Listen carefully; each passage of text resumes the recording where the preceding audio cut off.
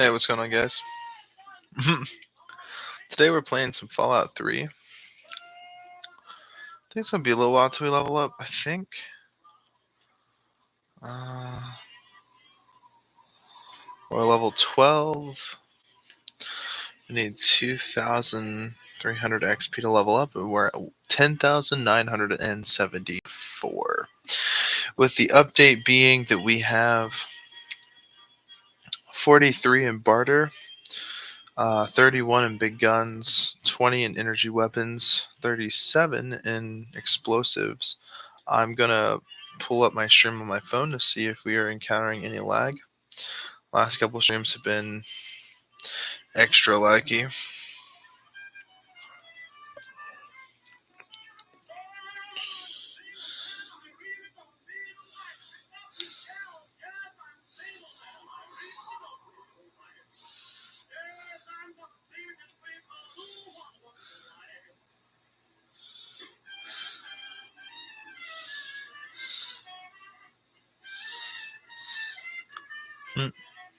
Just pull up my own channel here.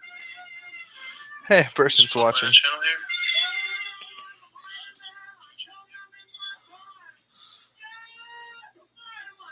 Oh, yeah. It doesn't show any lag. It's actually running pretty well. So, alright. I'm just making sure because the last couple of streams have been sort of janky. Oh, shit. We gotta watch out for mines. I think it's a minefield out here. I could be mistaken.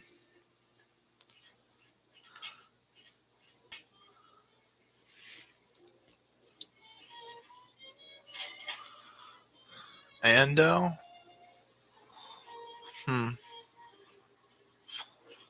What the fuck is this place?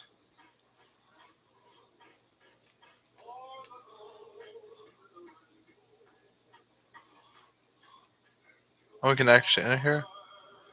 Oh, they're actual residents. Or maybe there used to be. I don't know. Let's try to avoid that place. There's something not right about Ando. This place is just creepy. Another guy V. Hello, for once I had a notification and then I looked up at the clock and realized that you started streaming already. Hey, what's going on, man? Yeah, YouTube hates giving notifications. I had my car examined today, or looked at by BMW, and they determined that it's something to do underneath my valve covers. And the problem is, to pop the valve cover off, they want to charge me $1,200 or $1,200, and I just don't have $1,200 and out of my ass. And there's a few. The total cost of repairs, according to the invoice, if they were to do everything, would be in the upper 6,000, lower $7,000 range. That's about how much I owe on the car after all the payments I've been making for it. So yeah, so tomorrow I'm looking at getting a new car. There's a couple methods that I'm going about to do this because, again, I don't have 7 grand just in my ass to pull out, and I'm sorry. Also, another guy V. I was streaming. I meant to stream. Was it last night or the night before? My days are mixed up because when I went into work after streaming on Saturday night, on Saturday they worked me a double. So on Saturday night into Sunday morning, they had basically, essentially, as soon as I walked in, they had me call the supervisor. I did. The supervisor said that I'd be getting off at 11 on Sunday, like 11 a.m. instead of 7 a.m. I'm like, okay, holding over 4 hours. That works. And then when it hit 10:40 ish, my mom's on her way here. It's a 40-minute drive to my job. I'm gonna take off the radio for just a second. That just threw off my train of thought. So anyway, is that the that's Tenpenny Towers. But yeah. So anyway, Um, yeah. So anyway, 10:40 something rolls around. I'm in the middle of my tour, and first shift supervisor calls on the company phone, tells me essentially that I will be doing a full shift, and so I got pissed because then I had to call my mom. She's on her way to get me. It's a 20-minute drive, so she's like 30 minutes into the drive, and lo and behold, bada bing, bada bang. Oh shit, that's a Yaguai. Thank God we got the Lincoln's repeater out. Anyway, and so had to tell my mom to turn back and then to come back at 3 to come get me. So that's what happened. I was super pissed because of how unprofessional that was. Also, I've been stocking up on 44 ammo just by finding it in the wasteland. I have 86 rounds. It's actually not as rare as people give it credit for. Well, then again, I also have like 10 luck, so I don't know if that has something to do with it. I also picked up the Scrounger perk, so that might have something to do with it. But anyway, after I got paid, essentially put gas in my mom's car because she's driving me to and from places. You know what I mean? That's a polite thing to do. And if anyone's taking you to and from places, you should give them gas money. So I'm just doing what I thought was right. Put $45 in my mom's car. No, $30 in my mom's car. My bad. Um, and not too long before, I put $45 into my car. So that's why I'm getting confused. So I put 45 into my car and 30 into her car. And so like that's like 80 something bucks damn near. Um and so, that was a small chunk of my check. Then $370 later, just to get my car looked at, then they tell me to pop the valve cover and to get a deeper inspection would cost $1,200. And they asked, shall we go ahead and do it? And it's like, no. Because my other mechanic, the personal mechanic I go to, would have just charged me 80 bucks to do a thorough inspection.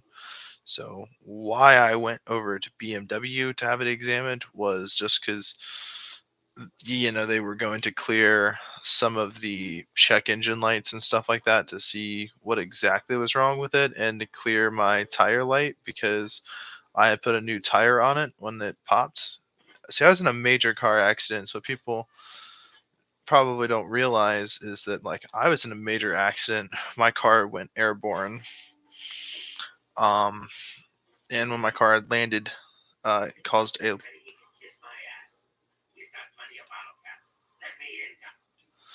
I'm gonna pause this. It's a cool interaction. My car had went airborne, and when we landed, my legs went into my steering wheel and actually um, fucked the steering wheel.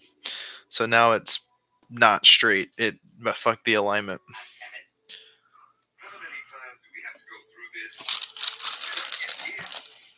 Going airborne without wings can be dangerous. Yeah. Well, it sucks when you're going airborne in a BMW.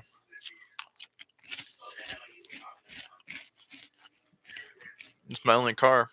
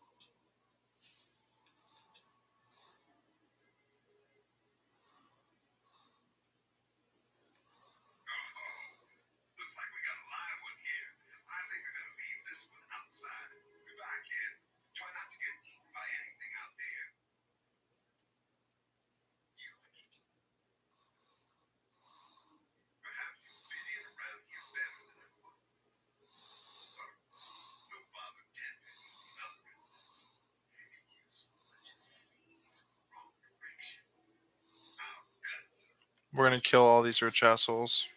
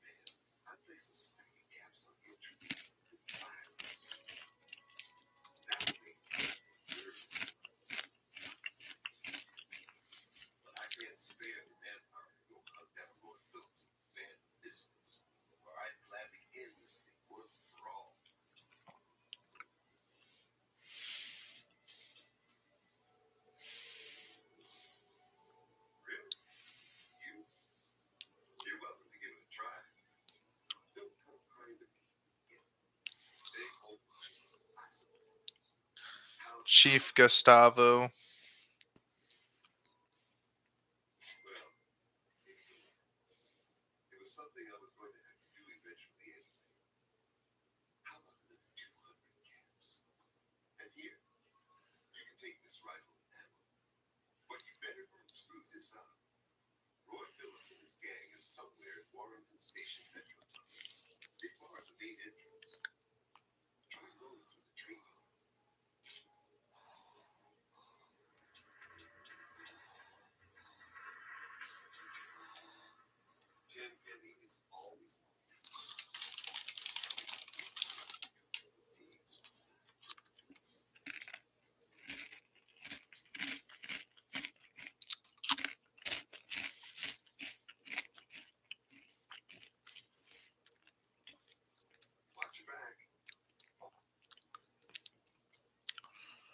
All right.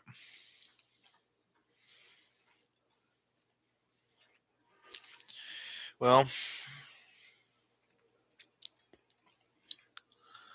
we can do this a number of ways. We can go kill that dude, the Roy Phillips, or, well, we're a trained assassin. We can kill these guys here, but I don't think that's smart. We're just after Alistair Tenpenny. Shoot him in the head, they said. Um, but what was I saying? I don't know. Let's talk about my car crash. This happened back in late December. So for the past 2 months now, I've been getting rides to and from work. Uh, no, it happened in early January. So damn near 2 months. So, and it wasn't exactly my fault. Well, I don't know how to describe it. Maybe I'm going to articulate it. So, what ends up happening is I'm driving my car on the highway,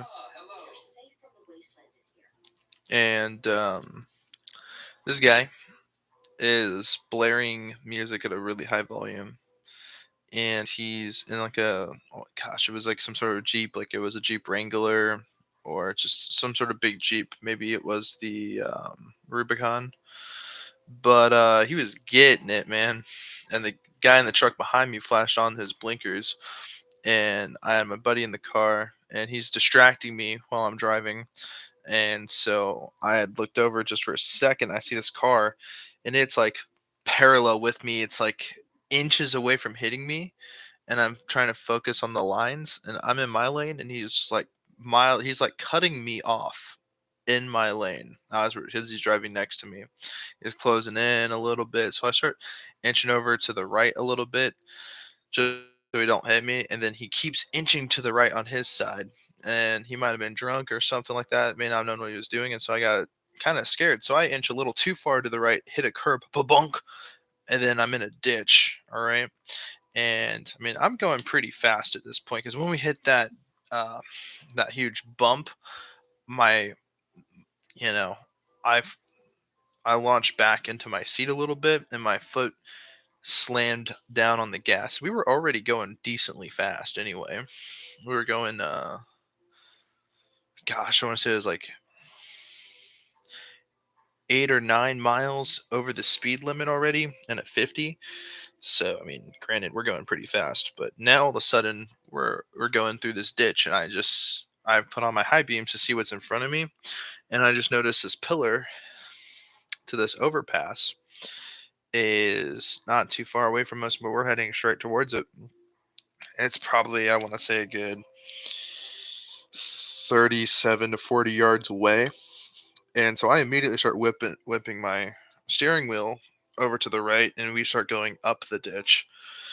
And we go up the ditch, and I hit a bunch of landscaping shrubs and bushes and stuff like that.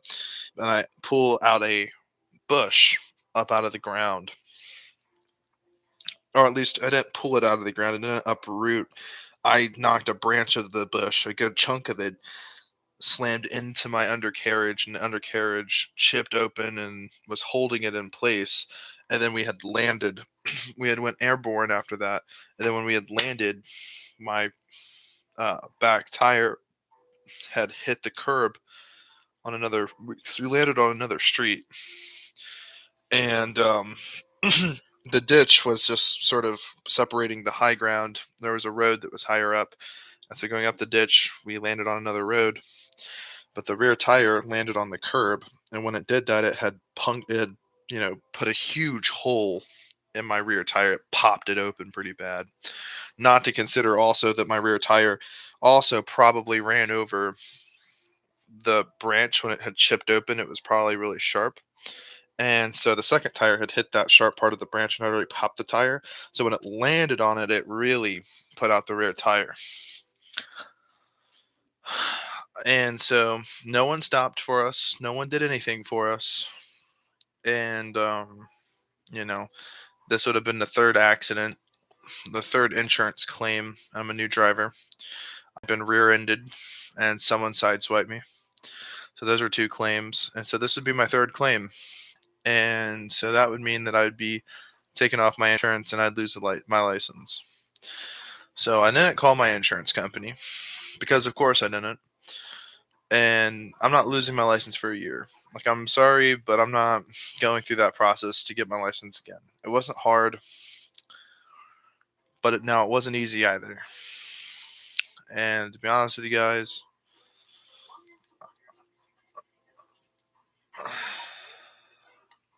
I don't know. Are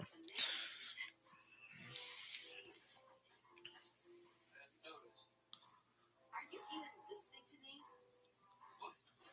Edgar, pay attention when I'm talking to you.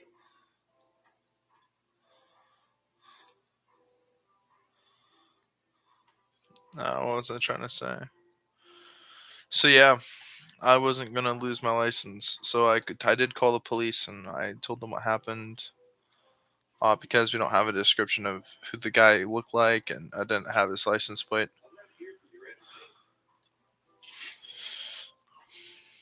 Well, what have we here? Allow me to introduce myself. I'm Susan Lancaster. Perhaps we can become better acquainted in the near future.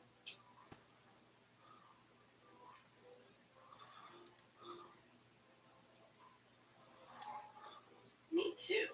Especially rich, fine young men. Listen, you look like you can handle yourself. You survived out there in the wasteland getting here after all. You ever have to deal with ghouls?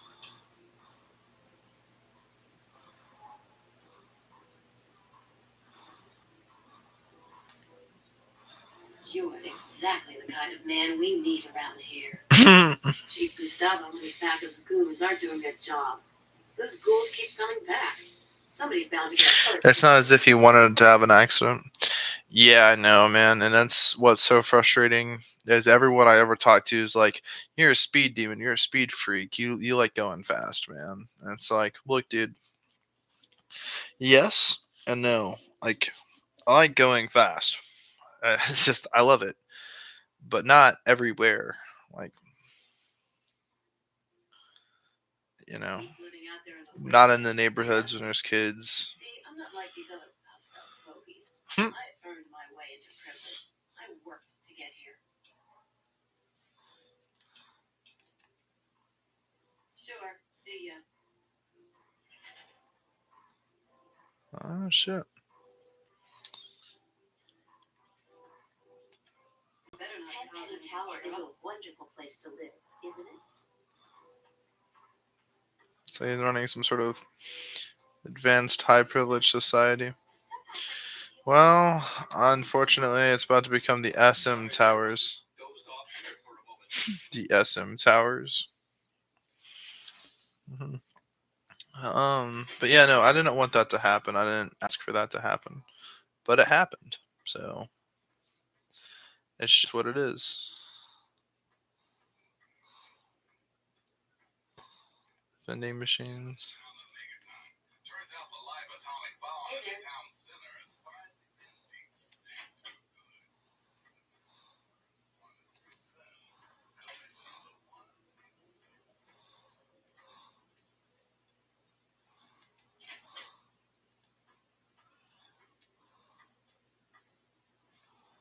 Hmm. Maybe we should just. Maybe we should take over this place and sell all these people into slavery. No, that's not my style. Now they work to get here. That's not.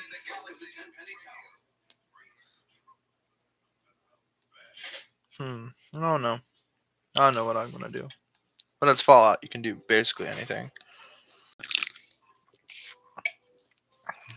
Hmm. I'm drinking. If you're wondering, I'm drinking mug root beer, but out of a can. It's been so long since I've had it like that. I know it's so classic.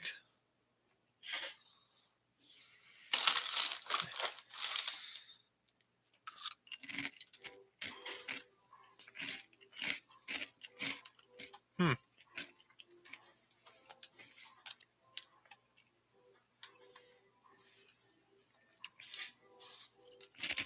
Hmm.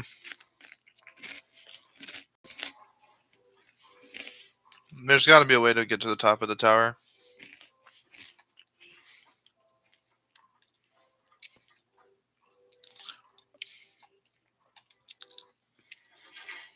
There we go.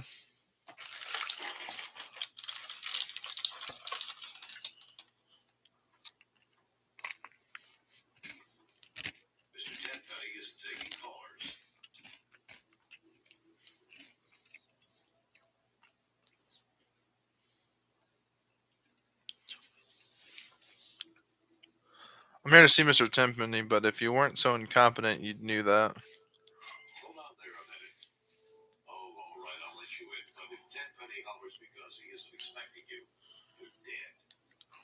Oh, I don't think he'll be hollering at anyone for a long time. Thank you, sir. Hasta luego. Become the trained assassin. Microphone assassin. Beats blasting.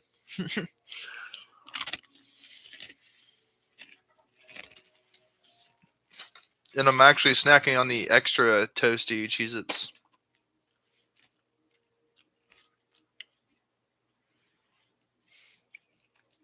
How did you get past the guard? What do you want?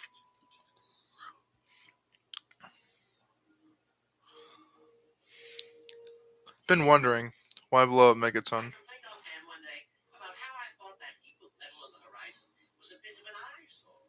Mr. Burke offered to take care of it. Burke is such an agreeable man, isn't he? I don't know how I got along without him. I practically don't have to do about things anymore. He takes care of everything. I seldom even have to work. He's a real go-getter, that. We need more men like him if we're going to rebuild the world.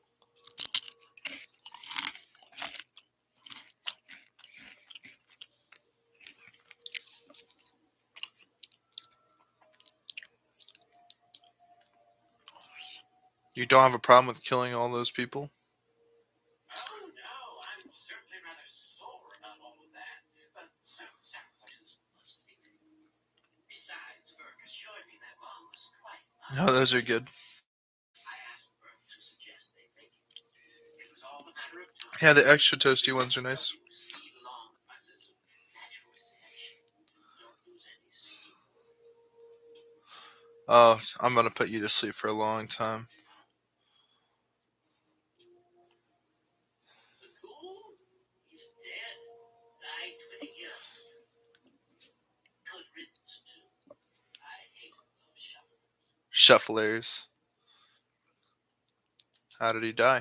Who cares? I hired some mercenaries to get me some equipment from Fort Constantine. He was one of them. Of the 5, only 3 survived. You'll have to ask them if you want the gory details.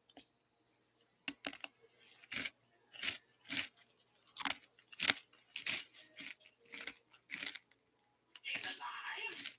I should have known. It's hard to kill those zombies. You've got to shoot him in the head. Whatever he's paying you, I'll double it.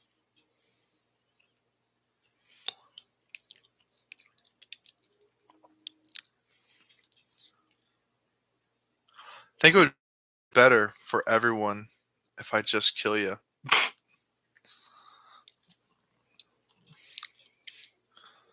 Oh, I want more than that to spare your miserable life. 300 caps. Oh, bro, we're hardballer. Should we? Or should we say, I mean, bro. You mercenaries are so reliably predictable. 100 now, 200 when the job is done. I haven't heard anything about Mr. Crowley recently, so what could you possibly want? What key? You're a moron. I don't have any of his precious keys. Idiot!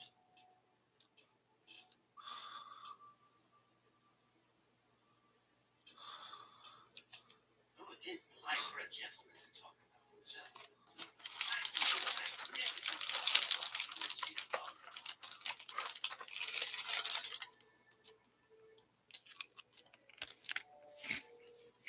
Some might say Tenpenny Tower is my crowning achievement, but no, my dear boy, it is just the beginning.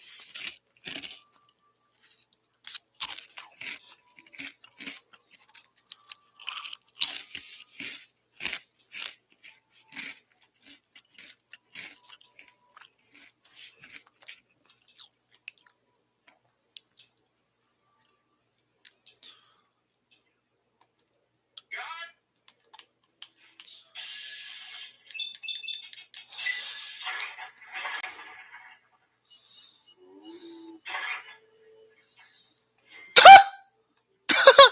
His head blew right off.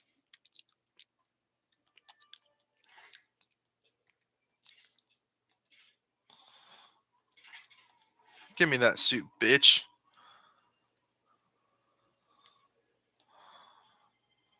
It is quite the tower. You can't even see Megaton from over here. Wait a second. Wait a second. Hold on.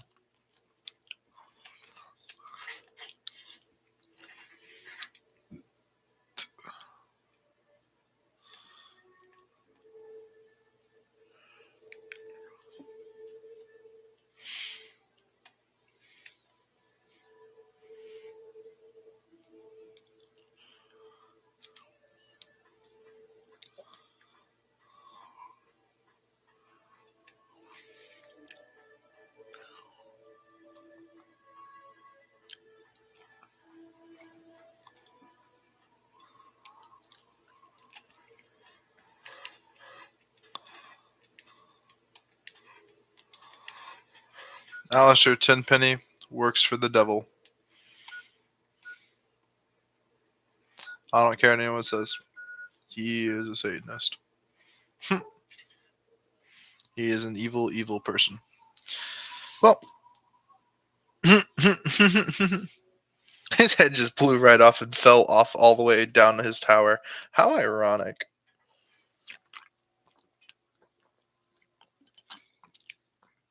Hmm.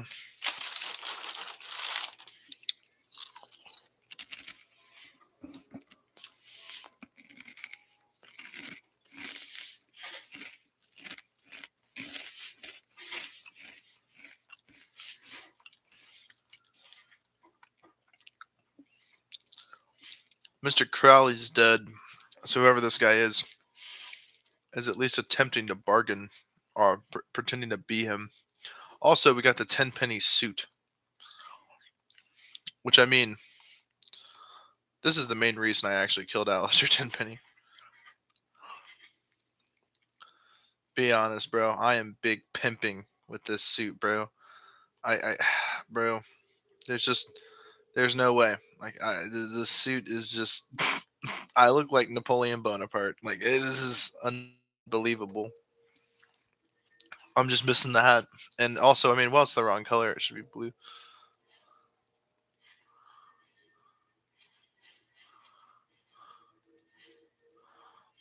I have to go get my combat armor repaired. That's kind of goofy. You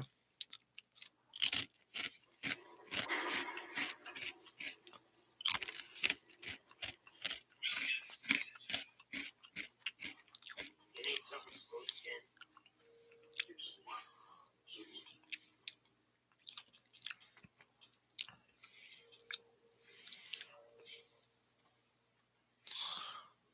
It's locked for a reason.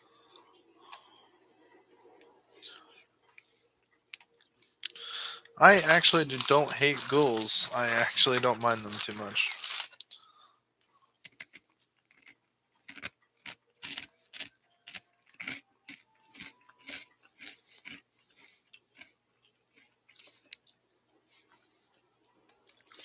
I think it was the ninth circle.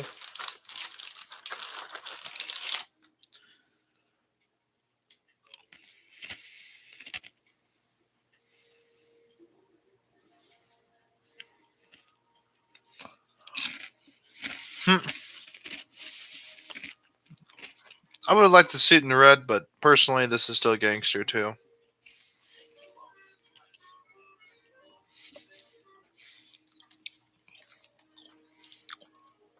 We're a smooth skin. So, yep.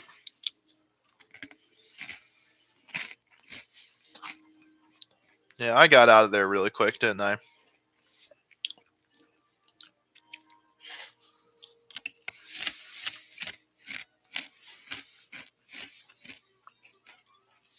they all dead yet? Did you bring me any proof?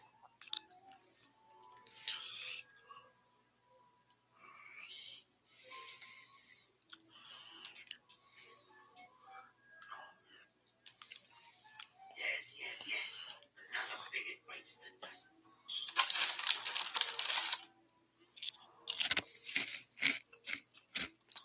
You're lying. I'll bet you didn't have the guts to kill him.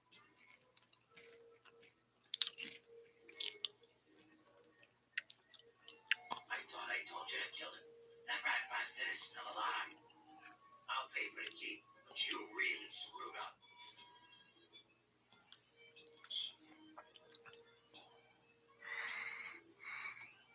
Don't keep me waiting.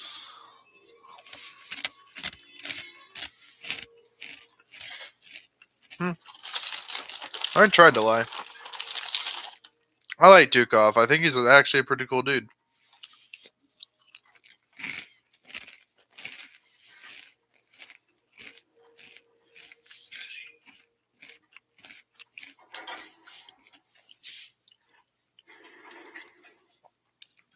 The ghouls aren't bad.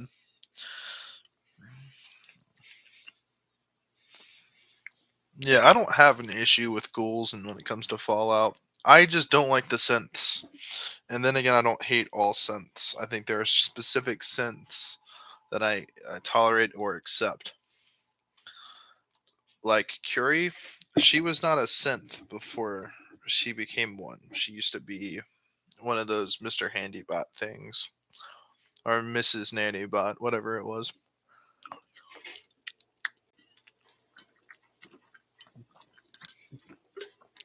Um obviously Nick Valentine.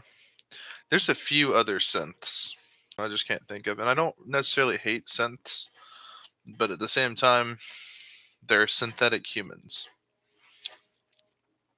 So it's like they're not human.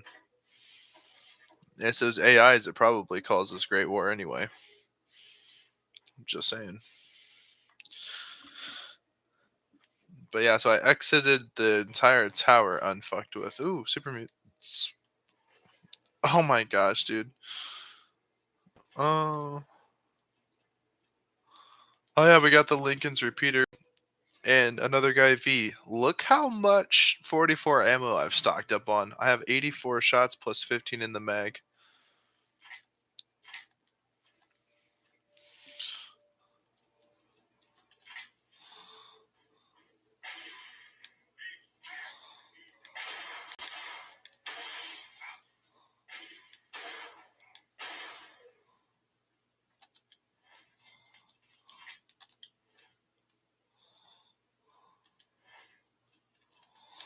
That Wastelander had no chance, bro. 10mm rounds. Mutilated skulls. Mutilated organs. Bottle caps.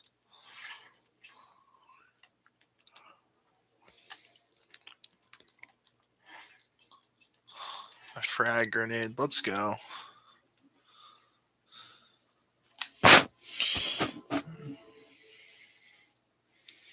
Valentine is a good, and Paladin Dance is good too. I agree. I actually talked, called,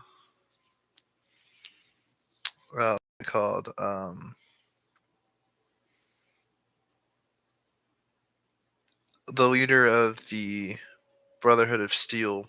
I talked him out of killing Dance, so he's still a companion, and I just need to go grab that companion perk because another guy V. You've never seen my Fallout 4 videos, dude, bro. I'm like the Fallout 4 god. Like I'm not making this bullshit up, bro. I am like the Fallout 4 champ. I've done so much in that game. Truly was my favorite Fallout game. Well, one of them.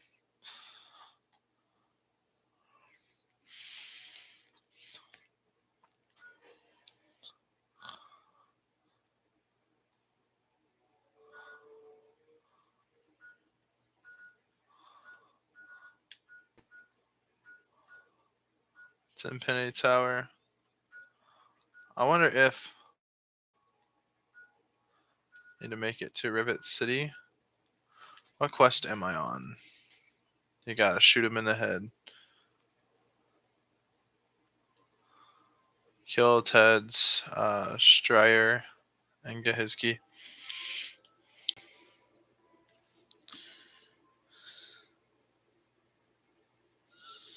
Did you kill Father / Sean at the end?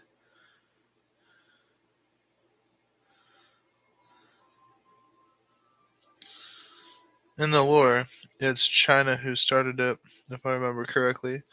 I actually don't know.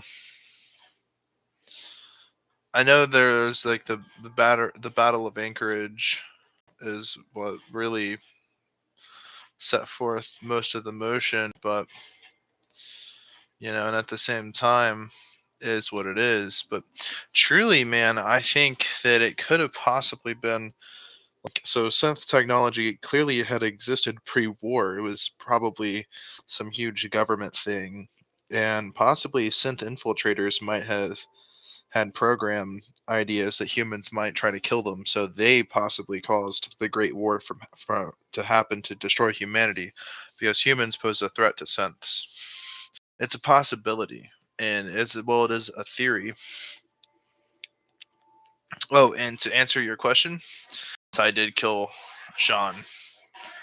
Mainly just because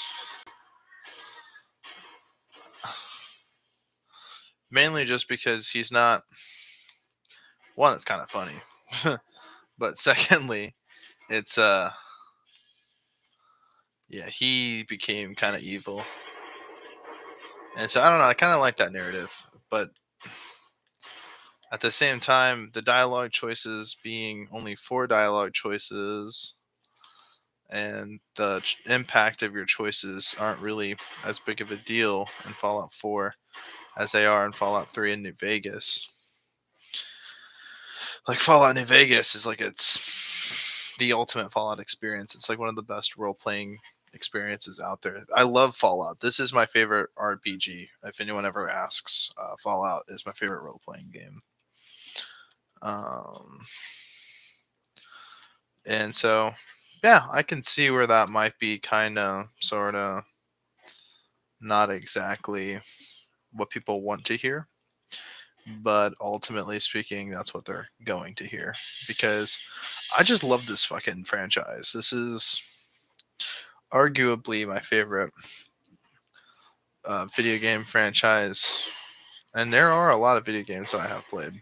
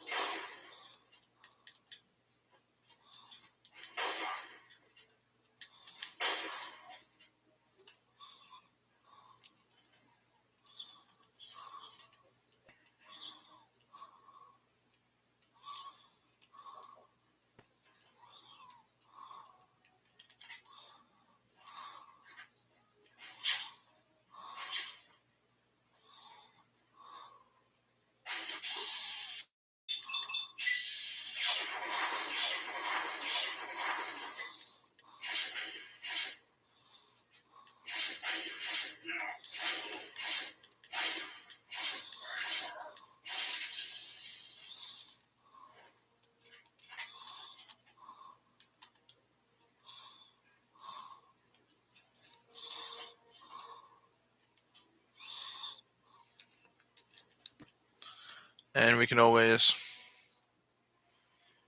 repair the Lincoln's repeater with hunting rifles. I love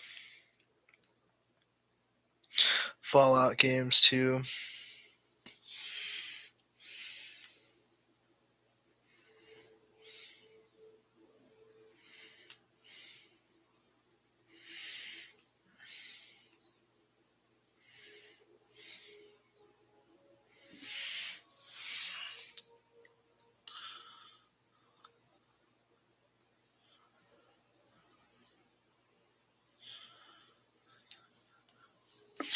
Yeah, and there's just something to the simplicity of Fallout. Like, I was just having a discussion about this with one of my co. The original Interplay, Fallout 1, that game is just, that is the best RPG point and click. And you see, even these older games, I just love playing older games, man. And just sitting there talking to people about video games, or when people ask you, hey, do you play video games? And I typically always say, yeah. And they think I'm playing like Fortnite or FIFA. Like, people have, like, I don't know, man. Like, I hate sports games, not because I hate sports. I just don't like buying the same thing every year and being ripped apart by microtransactions in a very pay to win environment. In my opinion, a sports game should not be that. So my favorite sports games are like the PS2 and PS3 football games, when there wasn't like packs you'd have to buy for specific players or whatnot. I don't know. I don't care. But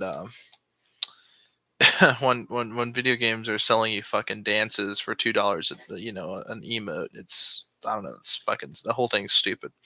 I'm trying to appreciate Fallout 76, but for whatever reason, I just don't really like it. It's not. The game does not give you enough caps. I'm sorry to say it, bro, but the game sucks donkey dick. It made the best item, which is pre-war money, literally useless. Um, and it did so many things to balance the game so that there's an equal amount of microtransactions and an equal amount of, like, no player is too overpowered. That element really to me, I didn't like that. I didn't appreciate that too much. But it doesn't make Fallout 76 a bad game by any means.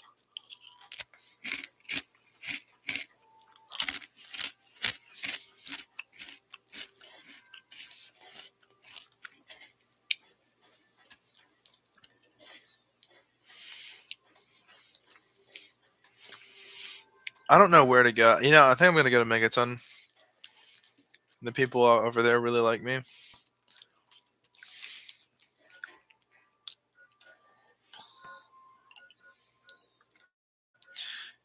Gray Ditch. I can go back there.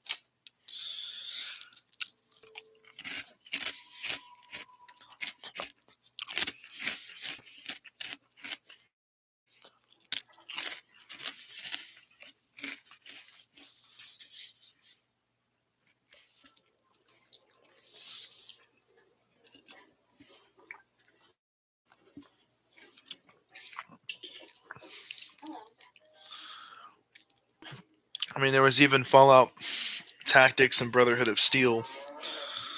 Granted, weren't the best games in the whole world, for Fallout, but they were still interesting titles.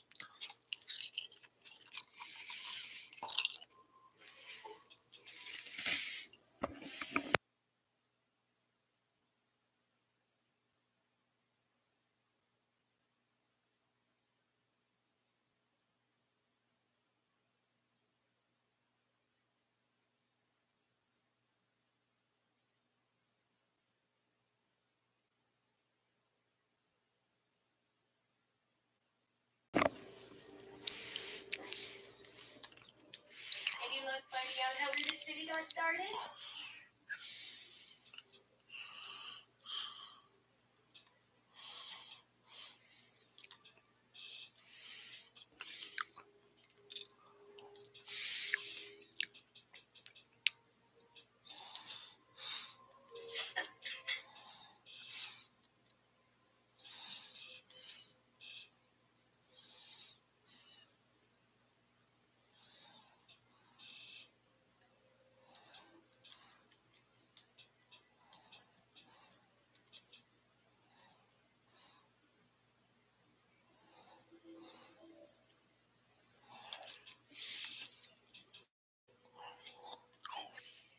Absolutely. Oh my god, I only have 25 caps.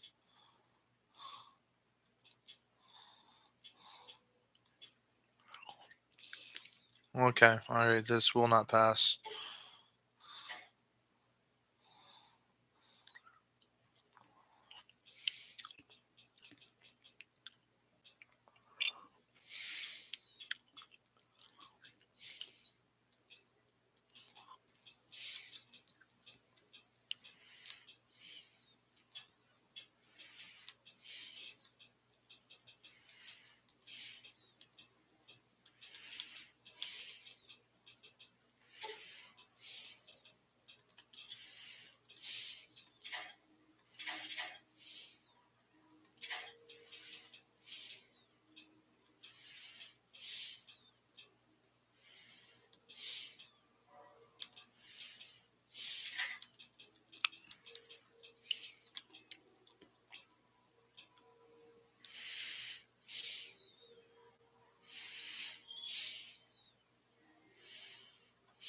Good hunting.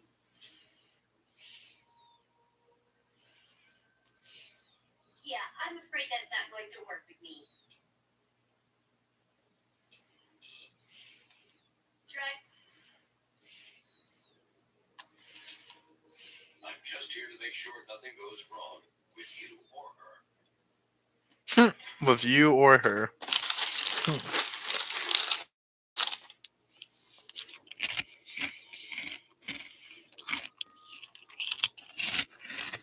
Mm-hmm. There was a good while I was playing Fallout 76.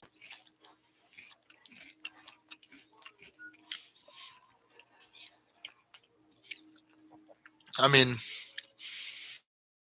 Again, it's not a bad game.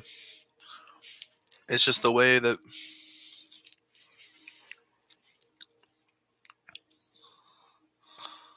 I don't know. It's just the way that the devs carried themselves. If that makes any sense. Like the devs, they don't really care about. Well, no, I can't really say that. They do a lot of support for the game, but needless to say, I've had very much bad experiences.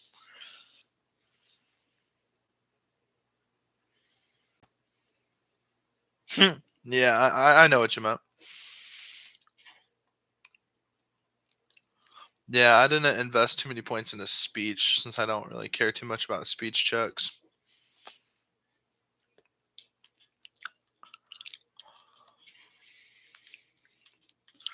Yeah, I got the recon armor, pre-war business suit, sunglasses, 10 penny suit, plus 1 charisma, plus 2 small guns, Vance's long coat outfit, plus 1 perception, plus 1 charisma, and plus 10 in small guns. Actually kind of goated, but I'm not sure how to repair it, so I'm pretty sure when it's gone, it's gone. Type of deals. So, would that be? Oh,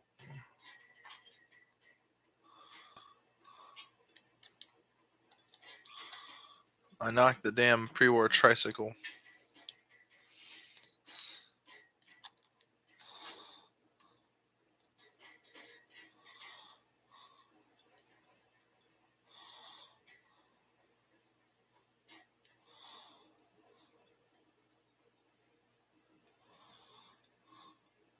There we go. Just gotta be a little bit more careful sometimes. Everything here is nice and organized.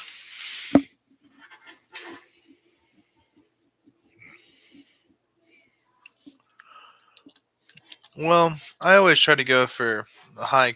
What do you call it? That person's zipping, and chopping, getting out of there.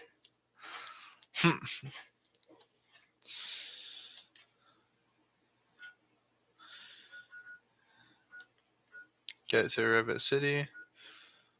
Go to the Republic of Dave.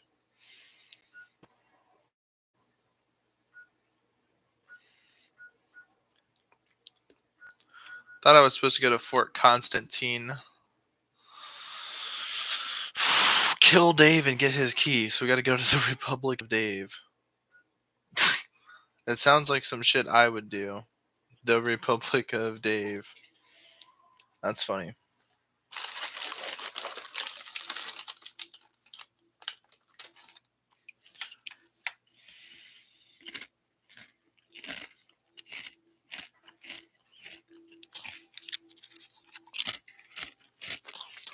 I know, man.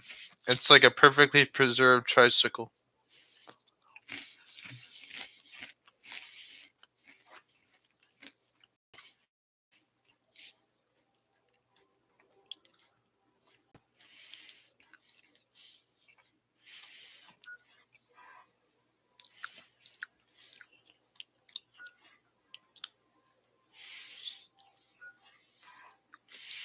Alright, that's heading the exact direction we gotta go.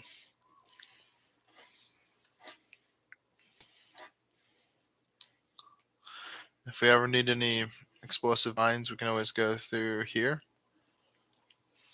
There are plenty to be disabled.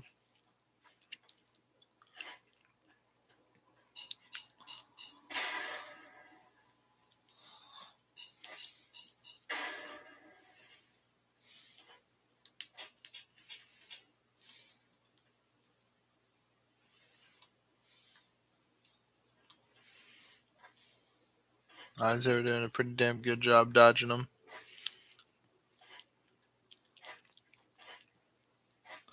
This whole neighborhood over here just turned into an entire minefield.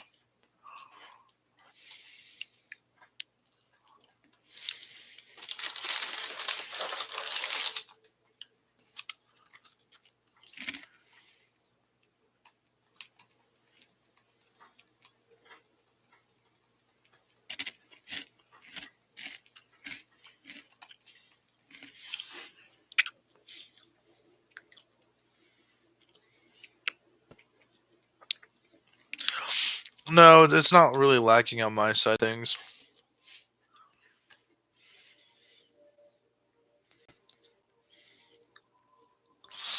Yeah.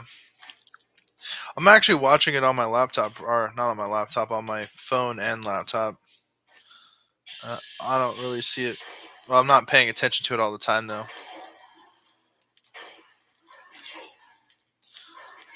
Oh, fuck. Dude, that's some spooky shit. Bro, that is spooky. I stopped at just the right time. Uh,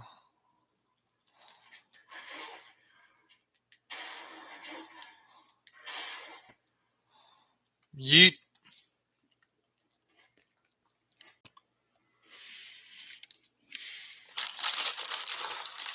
Looks like a stop motion movie.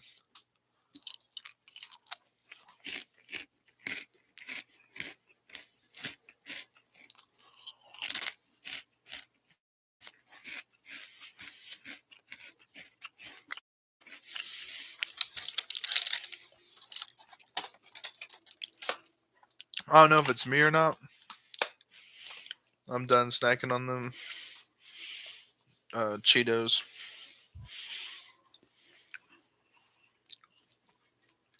One, because when they're extra crispy. Oh, another one? Ugh.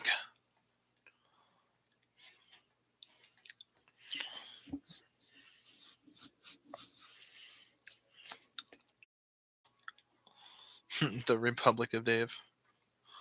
More Yao Guai? Really?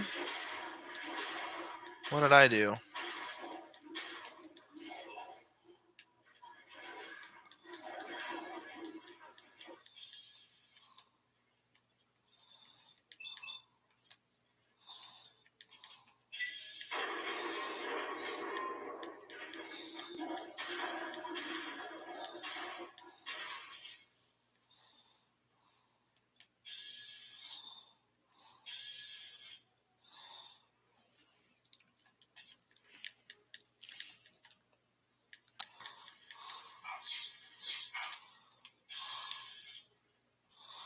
Radroach King?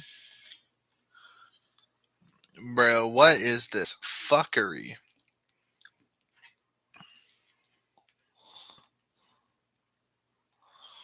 I am Nuka-Cola Man, sending people to the massive grave. Boom! Boom!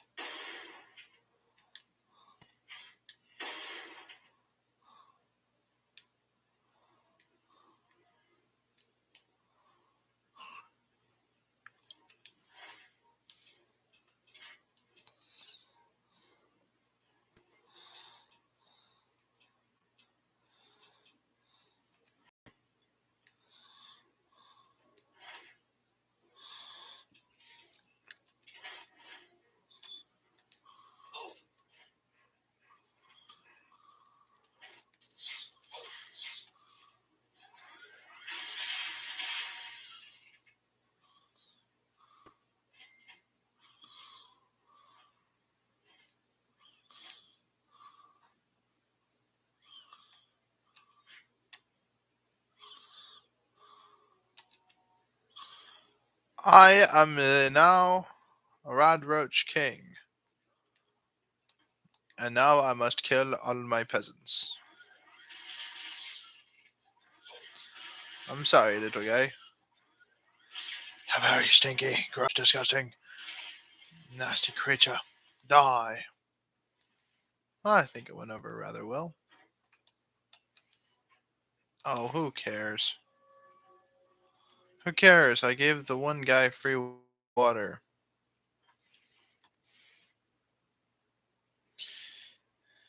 Fingers crossed. Man, how do I keep getting in and out of these bullshit situations? Bro, I need higher repair. The Lincoln's repeater is just chef's kiss. It is just more. 15 out of 75 rounds. See, I don't manually reload it. I just let it switch over. It's another Yao Guai. Okay, alright, I'm done playing games. Sniper rifle. Oh, it sees me. Bro, I'm... oh, man, oh, man, oh, man. Is there anyone else that wants to fuck with me? Speak now or forever hold your peace. I don't think so. Cause I'm the Fallout Man. Yeah, I'm the Fallout Man. Da-da-da-da, da-da-da-da, I'm the Fallout Man.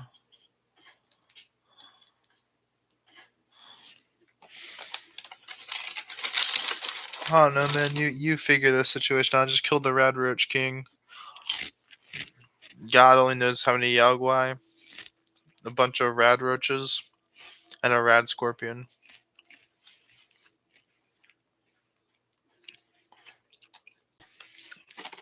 And evidently, I suck ass at New Vegas, so...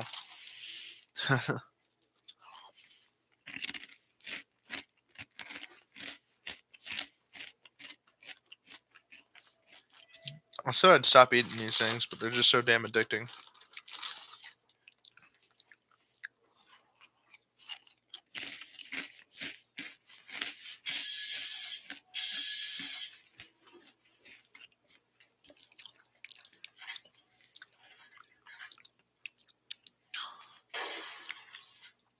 Yeah, I'll be fine.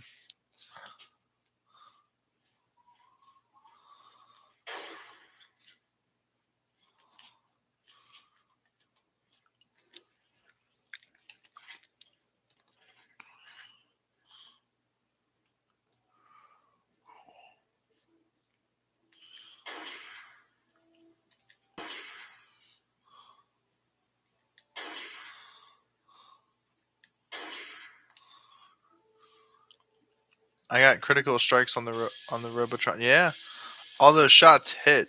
It just didn't displays. Robobrain.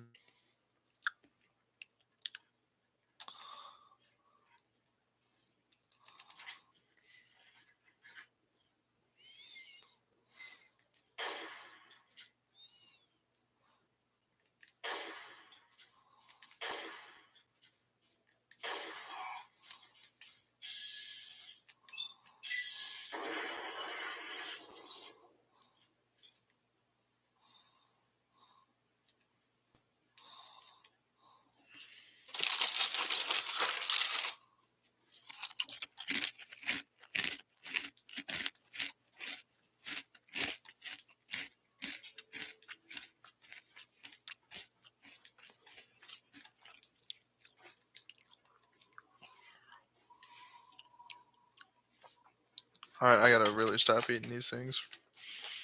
Because I just bought these things, so I'm trying not to eat all of them in one sitting. Which I will honestly do that. It was all the way over here. Fucking Robobrain. You ain't got jack shit. Can't believe all those shots were hitting. It just wasn't displaying its health because he was that far away. Silenced 10mm pistol. A trained assassin.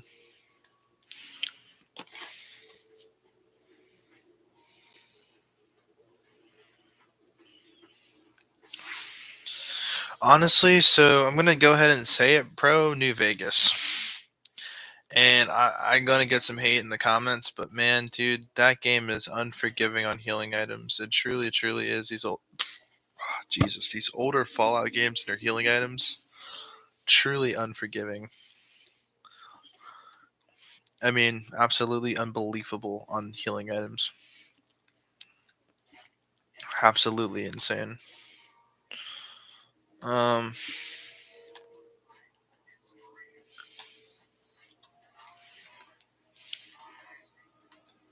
John Henry Eden.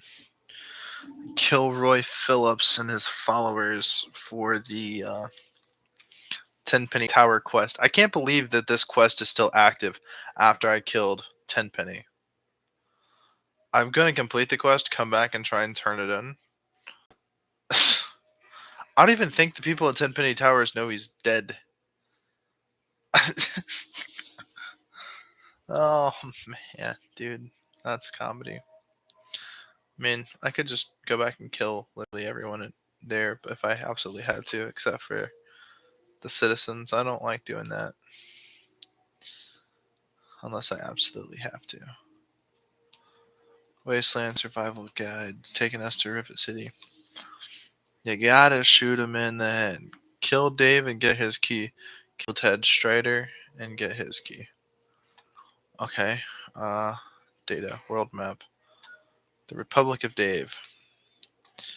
So yes, we want to head this way.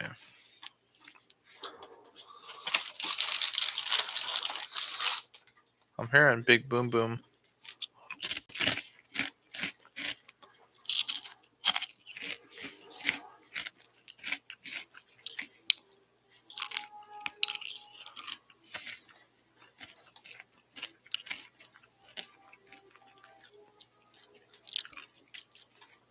What's on the radio?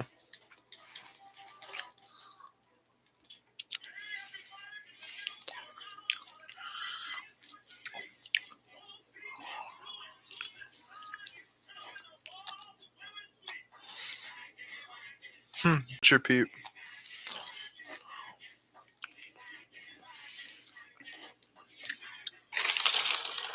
Oh my god, I want to eat all these in one sitting.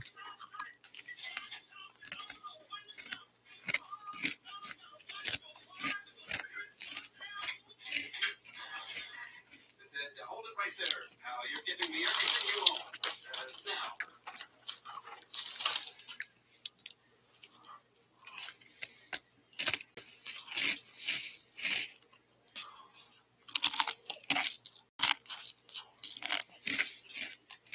All right. I wasn't going to shoot you. This is embarrassing. I'm just going to go, okay? Wait, what? Mel. Is that Mel Gibson from Mad Max?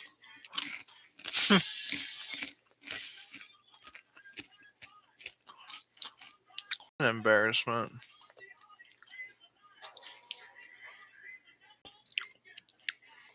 Oscar Zulu. Anyone can hear this. This is Bob Anderson. Family and I have taken refuge in a drainage chamber not too far from the radio relay tower outside of DC. The boy is very sick, needs medical assistance. Please help if you can. We're listening for your response. 3950 kilohertz. Anyone can hear this. This is Bob Anderson. Family and I have taken refuge in a drainage chamber not too far from the radio relay tower outside of DC. The boy is very sick, needs medical assistance. Please help if you can. Drainage chamber. Alright, let's... I'm not getting no quests popping up. So apparently his boy is really sick. We gotta go help him.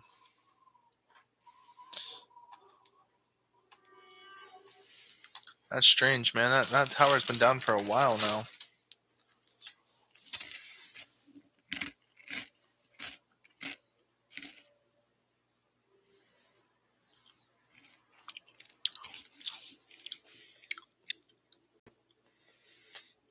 Yeah, I know.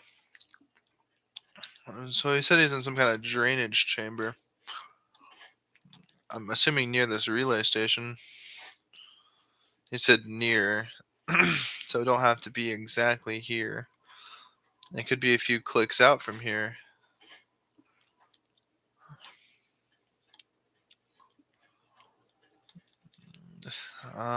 Let's continue heading towards the Republic of Dave.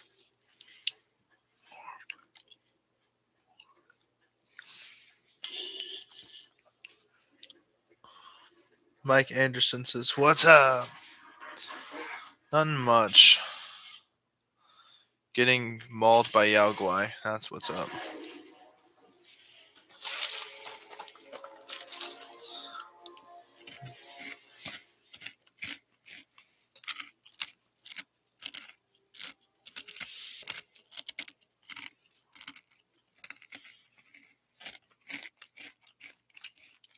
Hmm.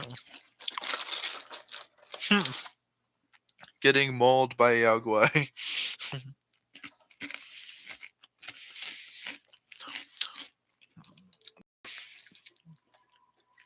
We gotta start our entire journey all over again. Fuck it. We're going to Arlington Library. We're going to wherever it is. Nah, I beat this game a long time ago when I was a kid. This is this is me playing through the damn game, just as normal. So man, where's my? I need to get small guns to 80.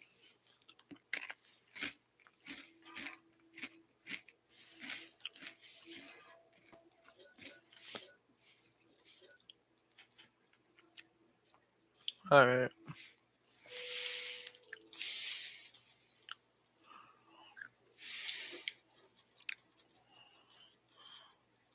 We got Nerd Rage, which is honestly OP. I think it lasts as long as your health is below a certain number.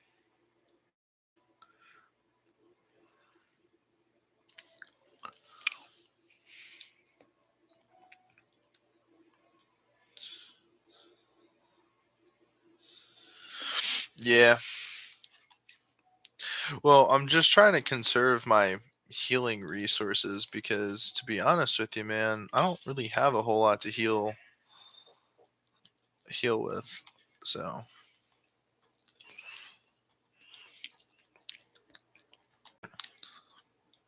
I forgot we got to deal with these assholes from Talon Company.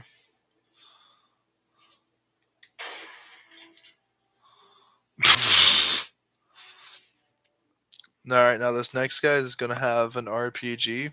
He is going to be located right over there. Let's come over here. Let's see what you got on you, pal. Combat knife, iguana on a stick, some frags. Okay, not too bad.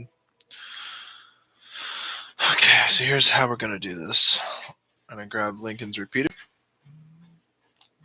And what we're gonna do is we're just gonna. Oh, that's great.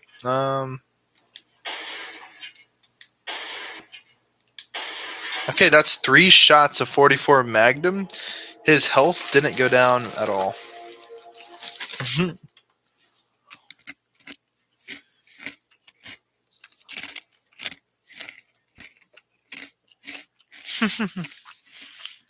I'd quick save.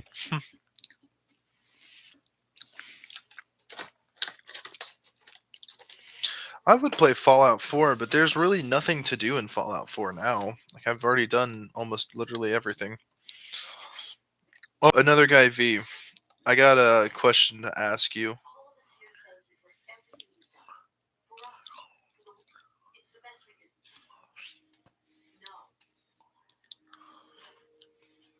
No. Well, she gave me another stem pack. Sweet. That's fucking goated. Let's go. Let's get it. Let's go.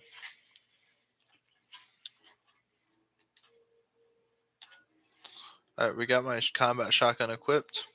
Now let's go back into the fight. I was gonna ask you, man.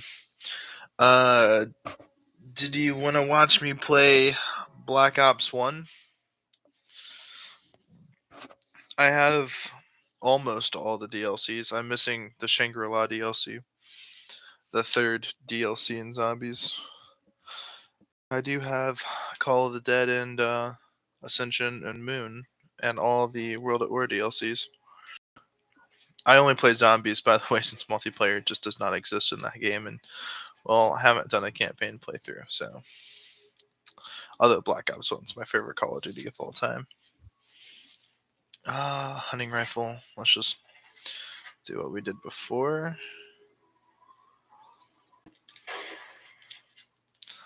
Instant kill. Let's go. Let's get it. We're goated. Yeah, we're goated. Alright,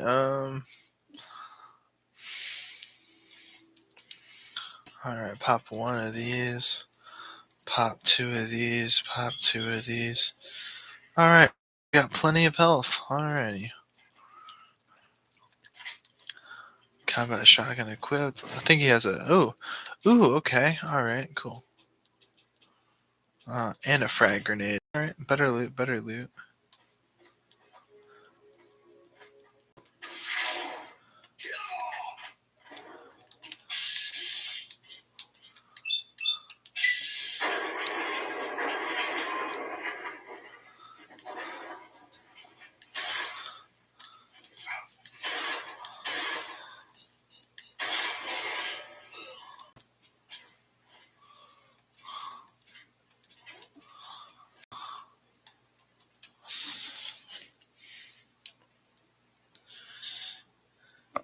It's okay to aim.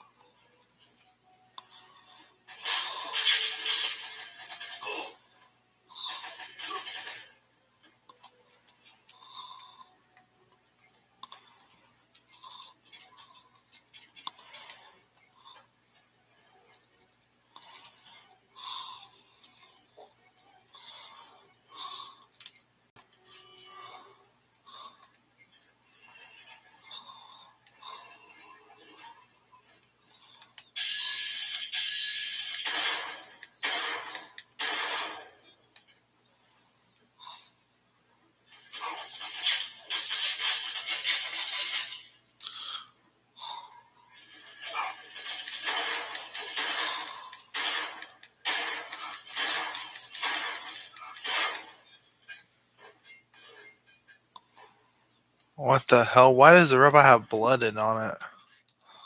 I've been wondering that for a little while now.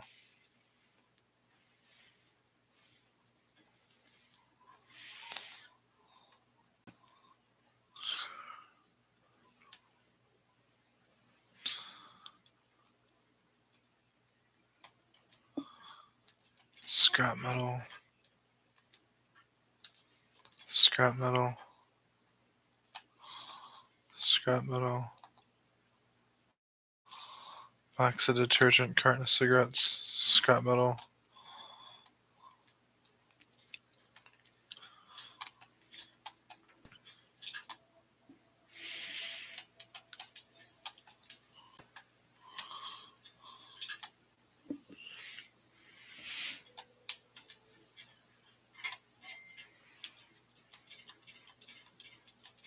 4.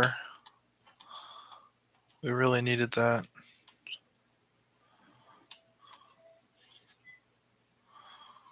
Oh, damn it. It's too late now.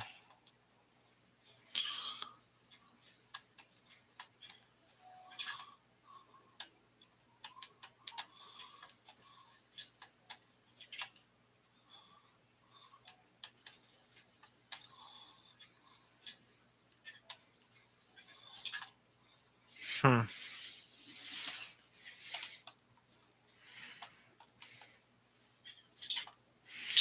Hmm.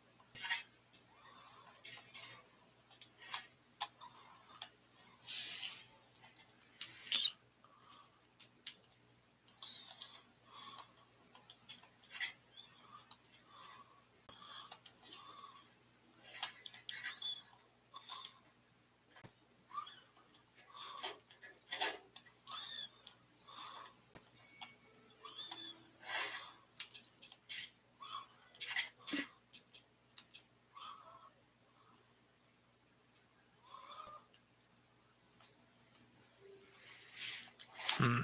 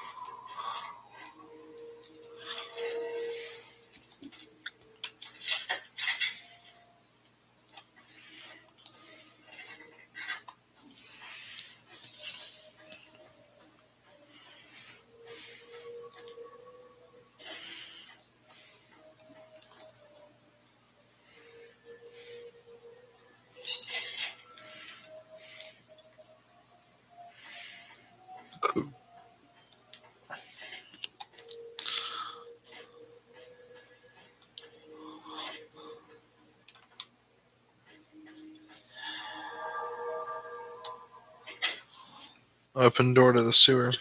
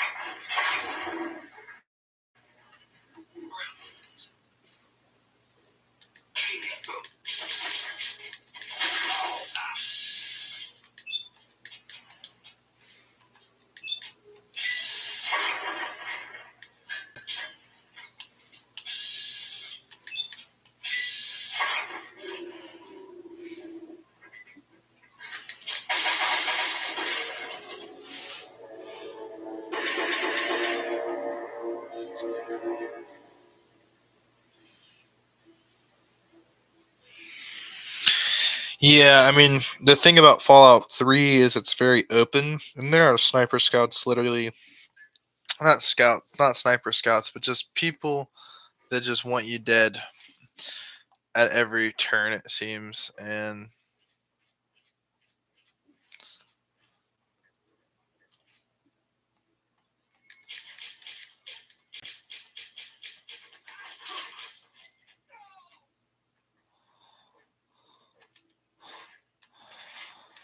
so either way, it is what it is.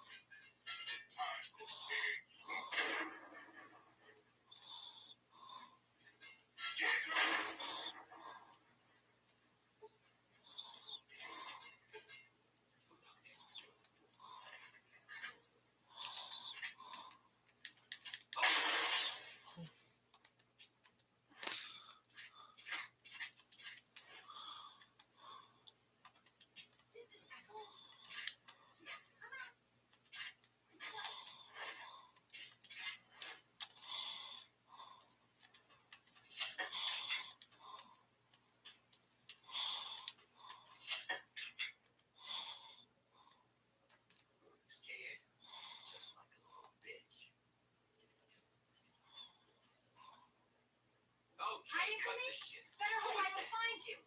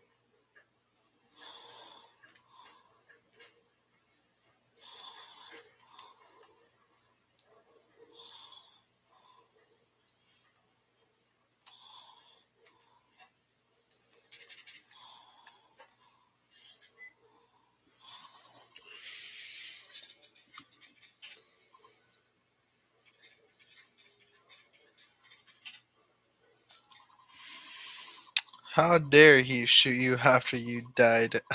Outrageous, law. Oh man, you know it. I was already dead. I don't know what he had against me. But, oh, 40 XP. Dude, we're getting so close to level 13. I can't wait to get another skill point. Uh, disengage lock.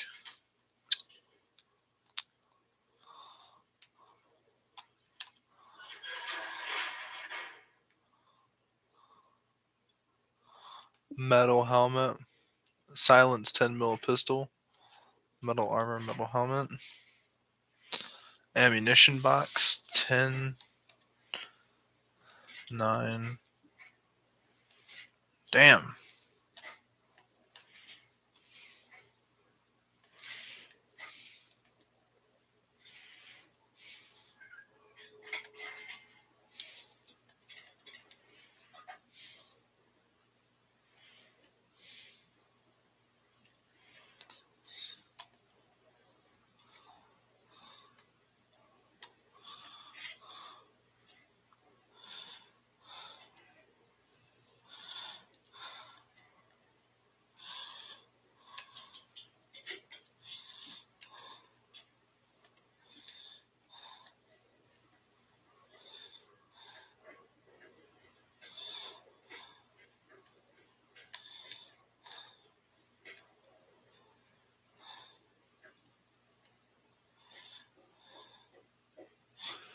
Well, this is well worth it.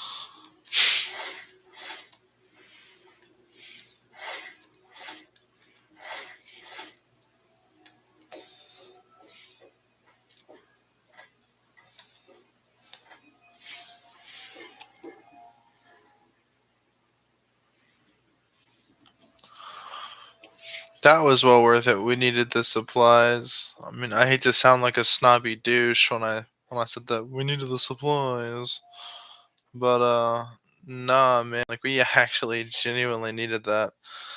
That was like a perfect little dungeon, like a little side exploration, and it really paid off with the extra medical supplies and ammo, and it allowed me to increase the condition of some of my weapons, mainly with the Chinese assault rifle.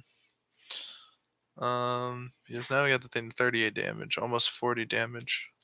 So Lincoln Repeater does 40 damage. So actually, if you think about it, the Chinese assault rifle is realms more overpowered than that. Man, what the hell? Where's my actual assault rifle? I don't know. I stopped using the main assault rifle. I'm strictly just a Chinese only assault rifle guy, mainly just because it does more damage.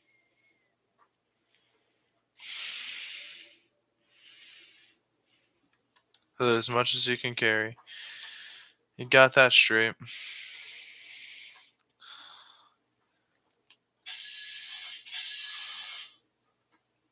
Hey, say hello to my little friend.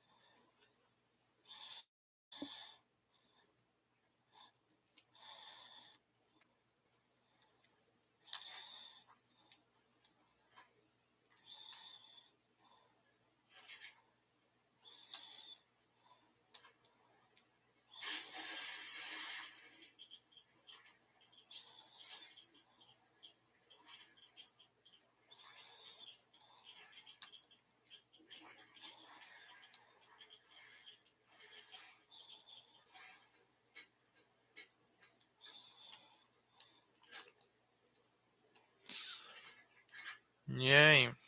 Holy shit, dude. I don't think the camera does this any justice at all. At all. On the stream. I don't think this does it any justice whatsoever. So let me grab something that might. Look at all those buildings. You really get that sense that humanity really died when these bombs dropped. And, the thing is, Fallout in many instances can be very creepy. I mean, I get it. Most of Fallout's not meant to be taken very seriously. Some of it's mainly comedic, and it's has its own sort of comedy going on with it, and so that makes it fun and quirky. But at the same time, I just gotta admit, Fallout, right? Originally, the original Fallout, like the first Interplay Fallout, right? Before Bethesda took over. That game was very grim, and it was one of the most consistent games out of any Fallout game. Like the theme, the vibe, it was creepy. especially at night. Yeah, no, I mean just like the original Fallout game, that game was creepy. Not only was it creepy, but it was really dark. I mean, it really showed you how like brutal society is in situations like this. It was very serious. Whereas the second Fallout game, ooh,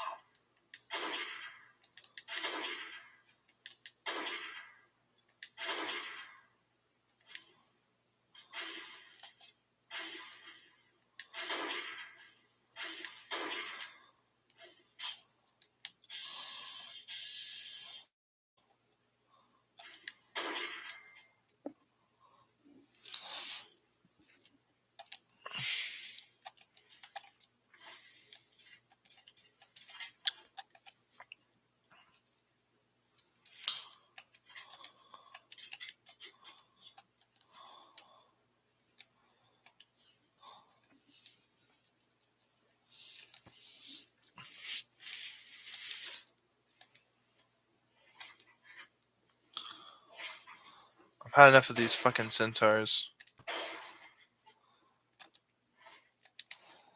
Alright, then get the fuck out of my way.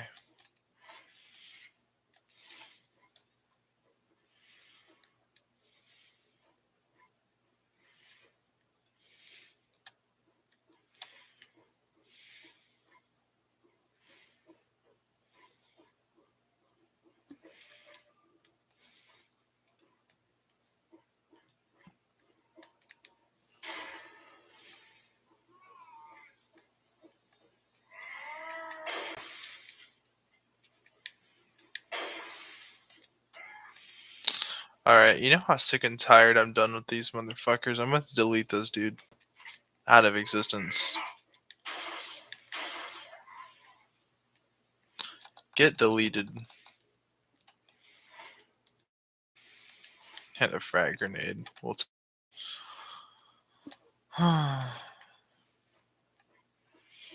The Jefferson Memorial. What happened at this place? Why is there pipelines going into it?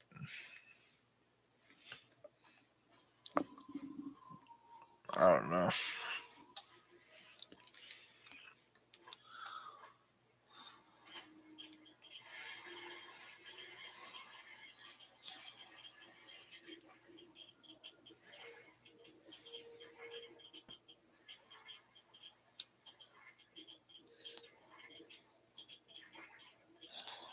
How to pop some rat away.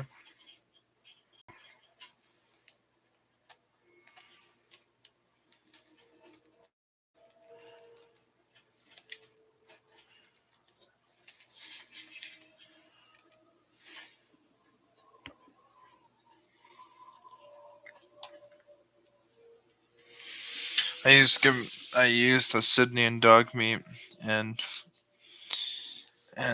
fox. I like to just play solo. I think your companions can actually die. If I'm not mistaken, there's like no way to bring them back. So that's why I don't use companions.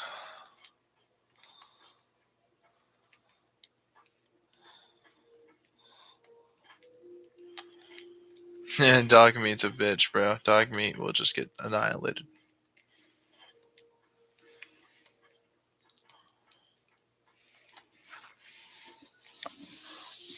Alrighty. Switch to hunting rifle. So I have plenty of ammo.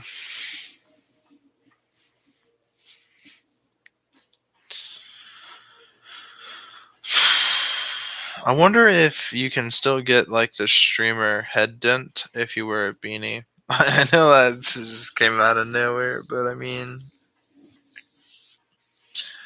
like I wear beanies so I don't get. I don't know. I have a theory that if you don't wear a beanie, you'll have like the head dent from wearing a headset for so long. And I just don't want that fucking dent. So That's why I always try to just wear a beanie and then have the headset over top of it.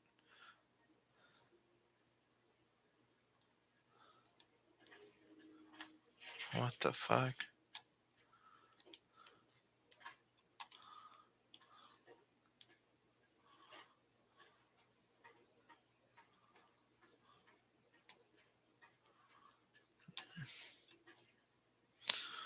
Pirate plea? Boats and bait rentals, worms, ice cream, talking parrots. What the fuck?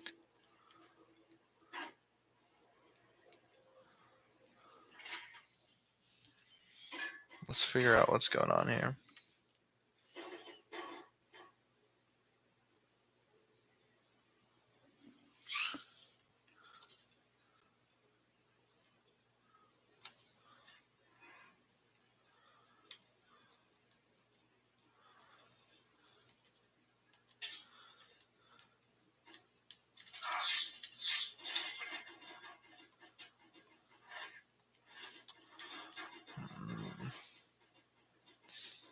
This place is done.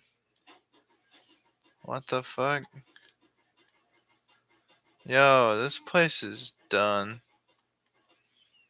Above average term. Let's figure out what happened here.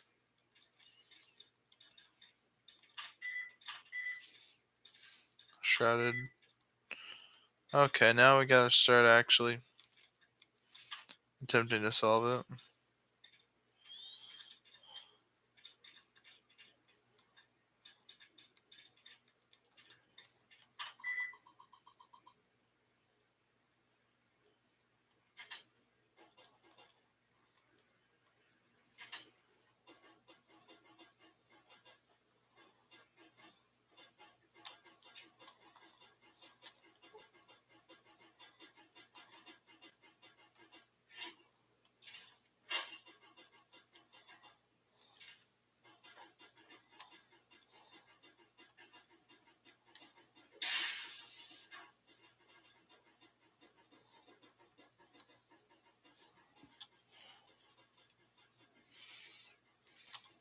Fuck this place.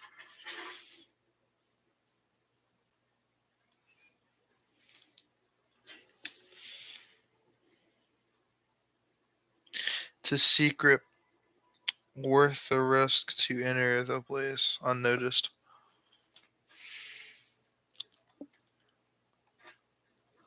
Oh, why there's tubes going into the Jefferson Memorial? Yeah, and that place is really important to the story.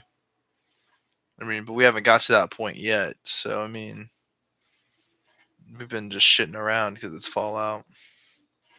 Casually walking by key locations for later on like it's nothing. Ah, man, this game is so perfect.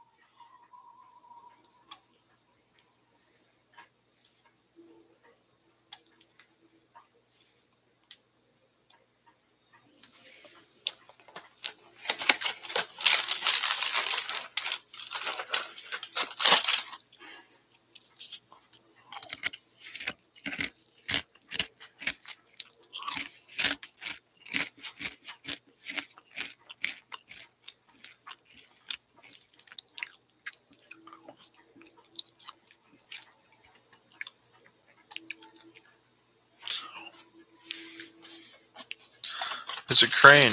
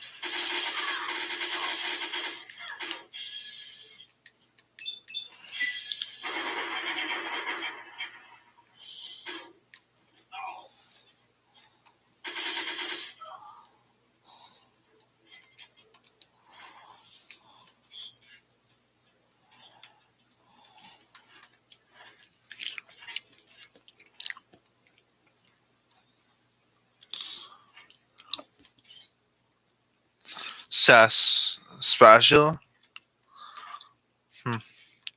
Whack somebody with a spatula.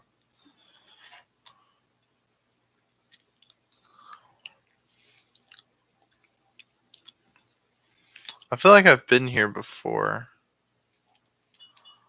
On a playthrough once.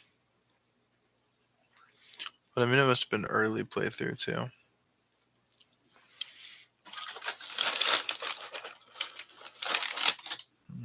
And this one, no. I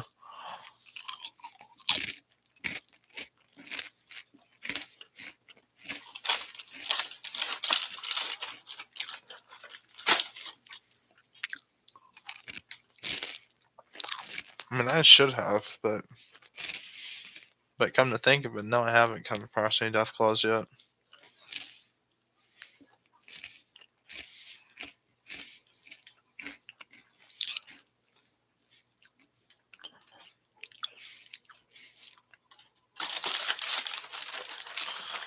Fully rested, no need for healing items.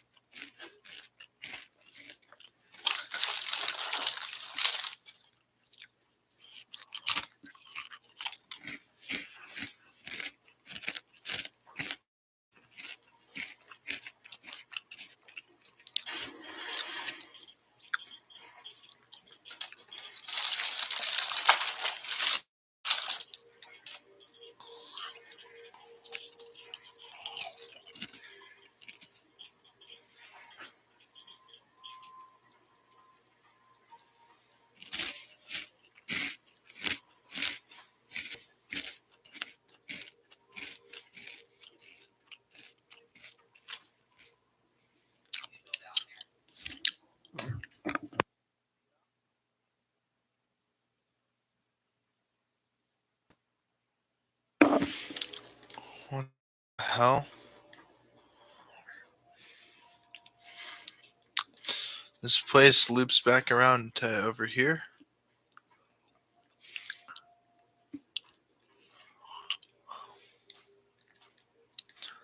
Can't be.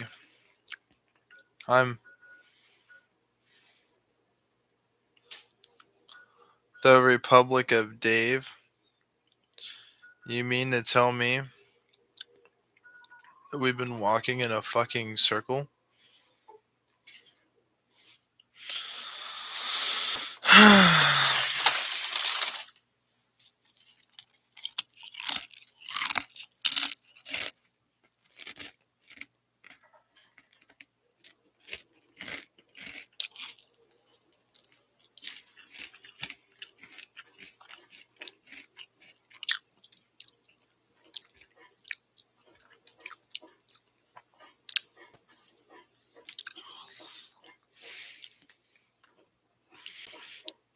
Jeez, how do we gain access in here?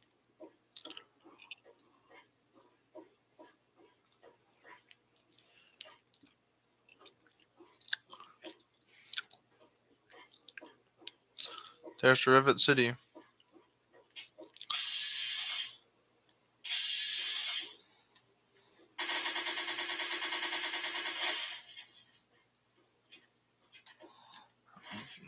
Blew them into chunks.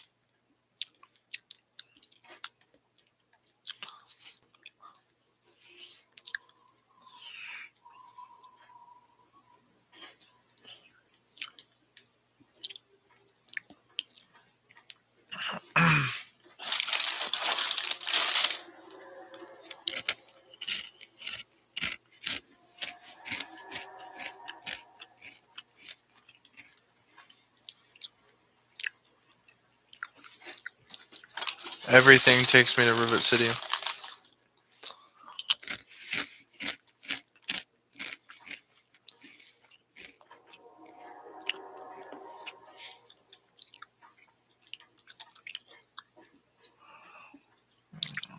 That's a pretty badass plane. The wings fold up so they can fit into the loading carrier bay.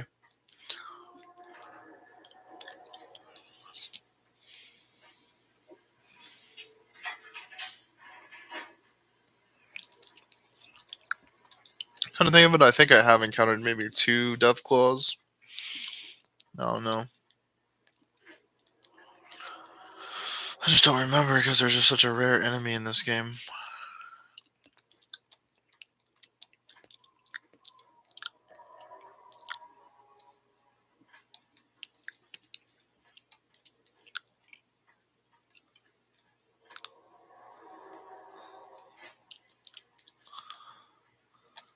Hearing the aching metal. That's how I describe that sound. That aching metal. Just you hear it on boats mostly, especially when they've been abandoned. You just hear the wailing of metal. So I call it aching metal. Yeah, Rivet City.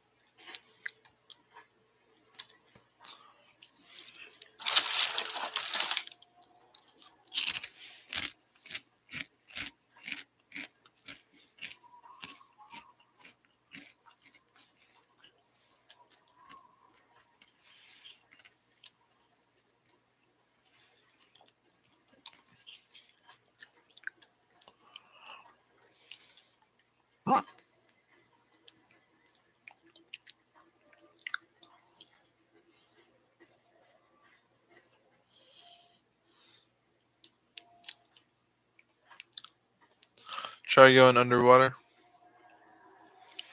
Maybe. But I don't want to get killed. Rivet City.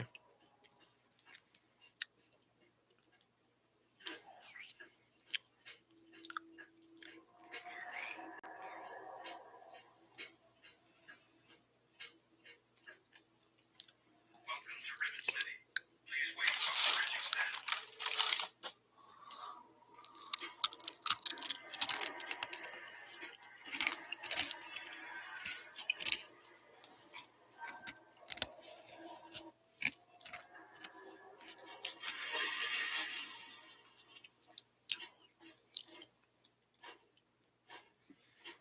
Hold it right there.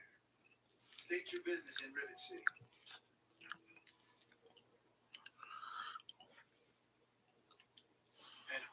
What's your father need? If he lives on this boat, I know.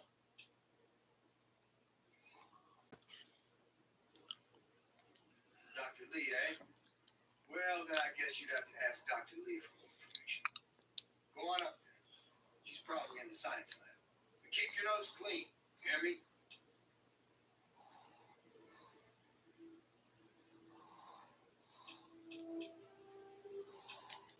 I don't exactly have time to worry about the history. I've got to worry about what's happening on it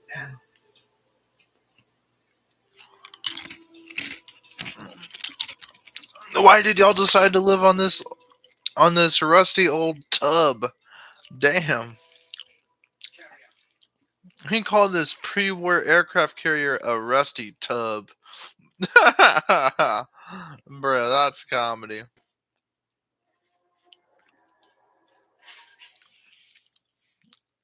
A rusty tub. That's funny.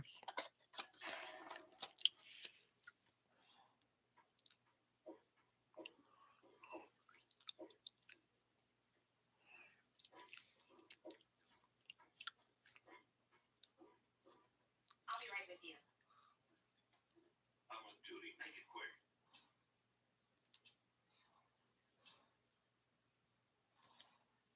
I suppose. And the stern. That's the west end of you. I know what the stern of the ship is. Bye.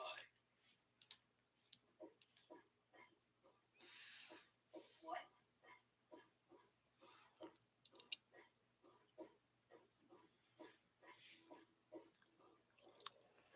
The upper deck. Is there a...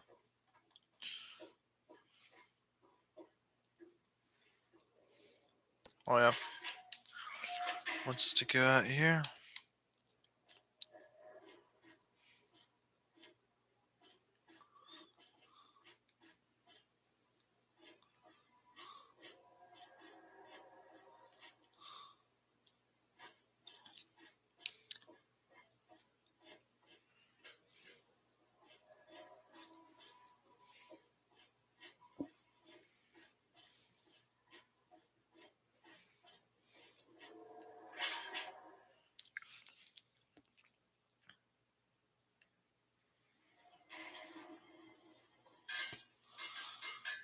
Want to do some buff out? Cut it out. Maybe a little psycho.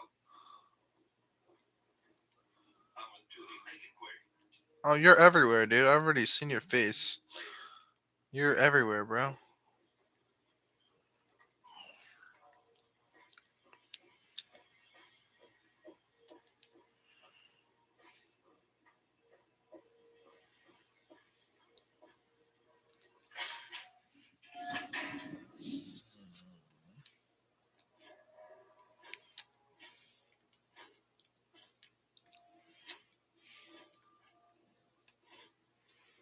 Some lunch boxes.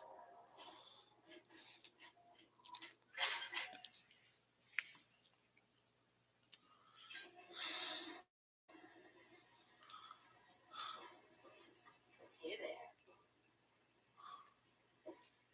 Maybe you don't know who you're talking to. I'm Commander Danvers, Assistant Chief of Security.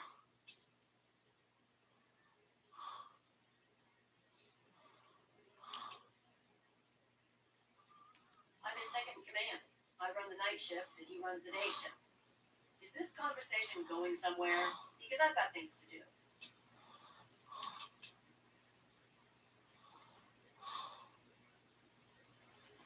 The Weatherly Hotel is a good choice. It's on the upper deck. Sorry, but I don't really know much about it. More worried about what's going wrong with the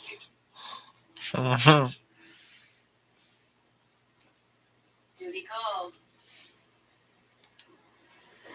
I'm sure it does. I ain't gonna steal anything. I'm no dirty thief.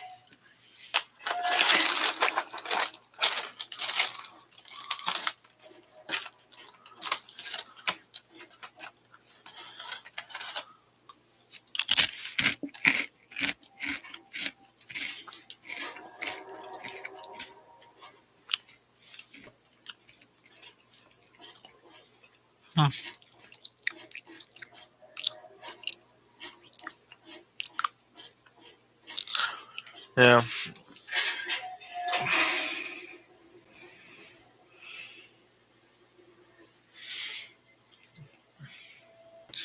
No stealing, don't be a dirty thief. Bro, I read that comment after saying that too. I had no idea. Yeah, you commented that. I'm like, I'm no dirty thief. I don't Yes. I don't like stealing things from people in Fallout unless it's the right people. Science lab.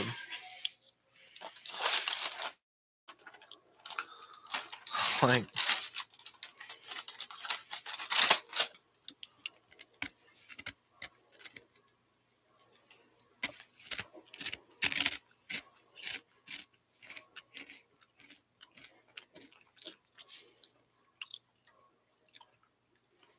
motorcycle on deck. Oh, briefcase. A bar. Whoa, what's down here? Whiskey and water.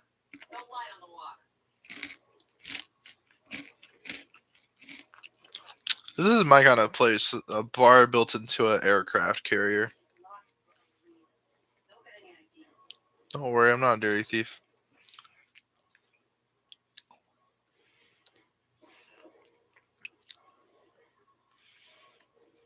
I'm Belle Bonnie, and this is the Muddy Run.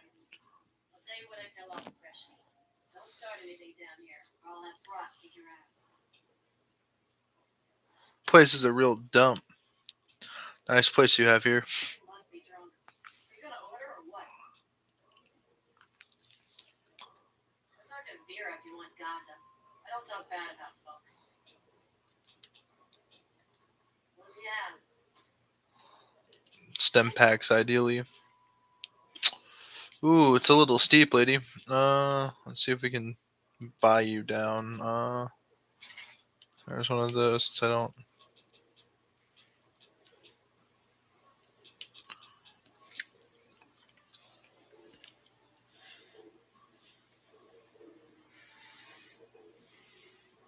What if it's a one of a kind weapon?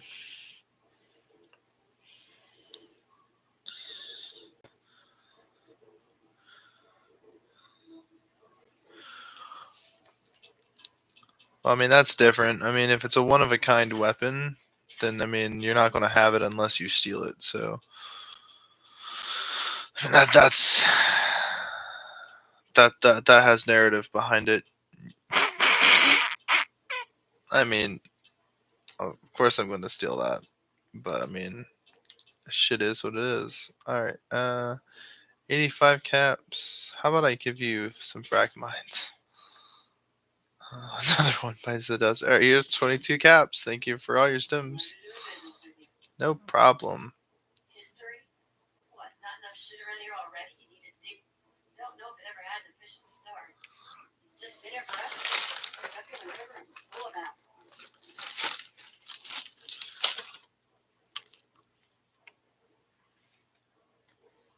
Oh, but I can damn sure share a bag of get the hell out of my bar.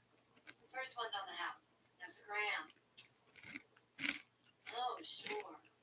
See, it's tied into the story about how Sister got his name. You ask him about that. He'll clear up all your problems. For good. Hell, take a dive off the flight deck while you're at it. As long as you stop pissing away my time. All right, it's clear. I'll be right. It's clear. I'm unwanted in here. And clearly, not many people frequent this bar because there's not enough people here. Hey, All right.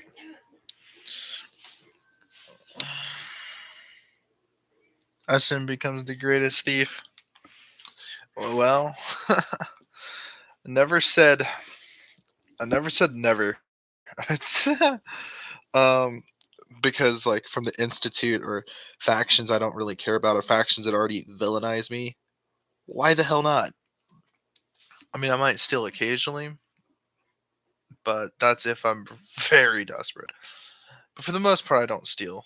Um, Now, I might say I stole quite a bit because there was those people pretending to be vampires, and I stole all. I like robbed their ass. I killed everybody, took all their shit, and then I wondered why I was villainized. Very good. I'm a paladin. Apparently, I'm a paladin. Um,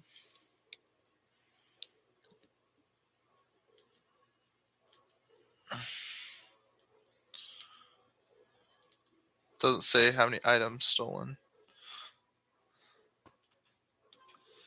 which I figured it would tell you that kind of shit. Kim's taken times addicted. Mines disarmed. Pickpocketed 0.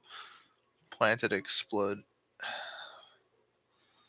Um, Captives rescued. I try to when I can.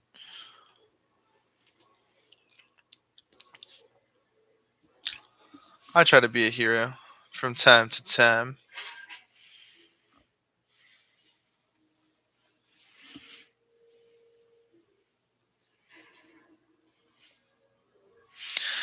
And uh, Richard Copeland, if I'm saying your name right, I would do the same thing. Hello. I'm not supposed to talk to strangers. I would do the same thing because Paradise Falls is like a slave camp. So doing that has narrative behind it. You're freeing slaves, or you're a run sick son of a bitch and you kill them and take them for yourself and then kill the slaves anyway. But it depends. You could be anything, and that kind of freedom is awesome. But I typically choose to be the hero.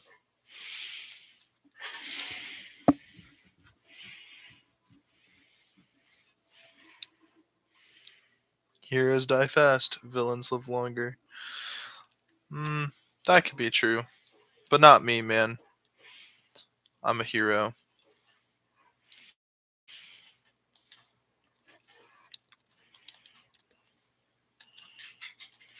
And so long as the hero's got a shotgun and a few extra stim packs, a hero lives pretty long.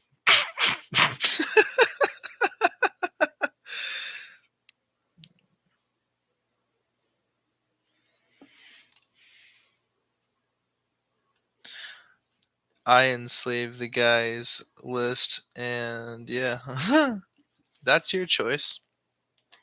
Like, it's Fallout. You can do whatever you want. Dr. Lee is trying to save lives. Your constant interruptions are interfering with those efforts. Now, You there. Are you some kind of lab assistant? No? You look a bit more weathered. Are you by any chance for hire?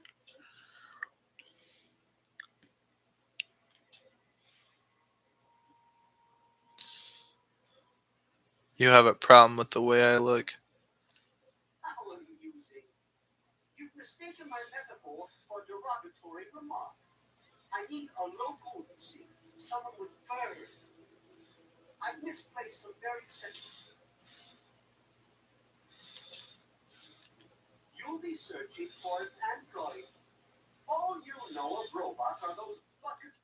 I'm talking about artificial persons that Pay attention to this, guys. and do what you program them to. And occasionally they get confused and wander off.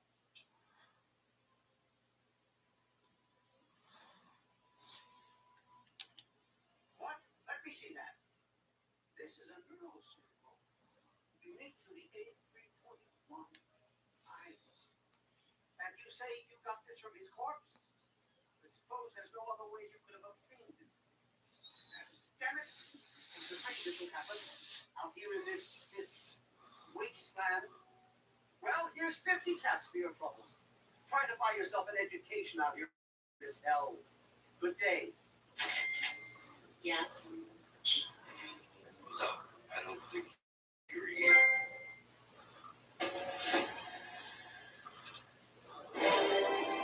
Oh, we did it.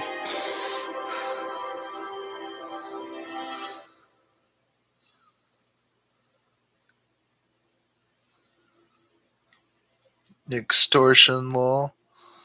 This is on the PS3? Yes, it is. Yes, it is. Of course it is, man. What is it? Repair 70. We're gonna put another 5 points into medicine. Energy weapons 5 points. We'll make it 30. How does that look, guys? Well, you guys said I should put more into speech, so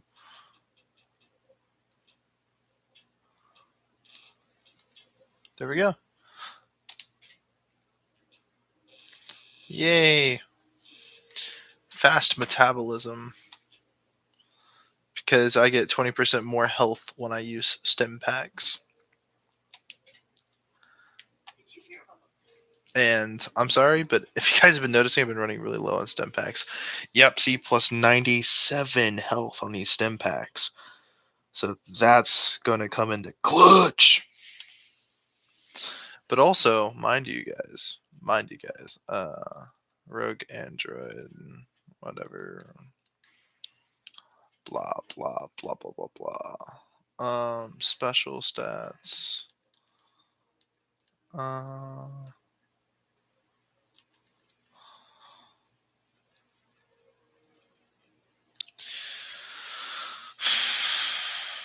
I have Bloody Mess and Nerd Rage. So Nerd Rage, this is possibly one of the most clutch skills in the game. And I should probably grab Strong back pretty soon. Carrying additional 50 carry weights kind of sort of comes into clutch whenever you have a lot of high maintenance weapons. Nerd Rage suits you.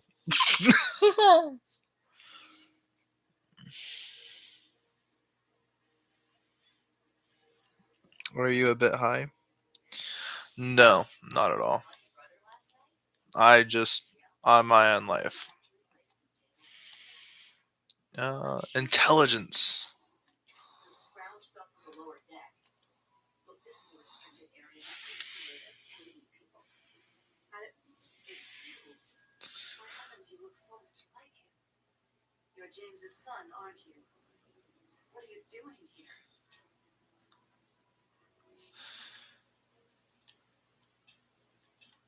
You were too young to remember, and I suppose James never spoke for you. I'm Dr. Madison Lee. I worked with your parents many years ago. Now I run the science lab here in Rabbit City. It was all I had left. When your mother died, your father decided to leave with you. He abandoned our work. We had no choice but to do the same. You mean you haven't? I assumed he sent you here. For that matter, aren't you supposed to be involved? James said he left you there.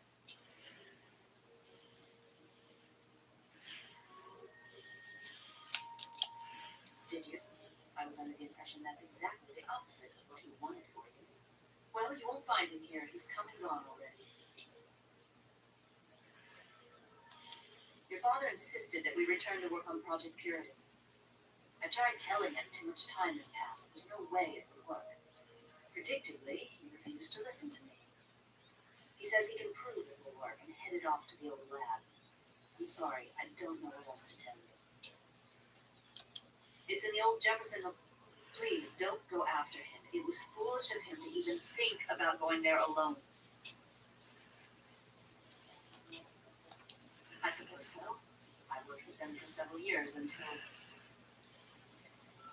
your mother died and your father decided it was time to leave. What else do you want to know?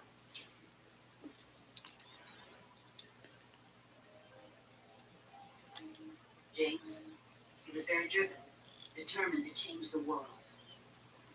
But we all were back then, I suppose. He was focused on two things. The original disc version of this game.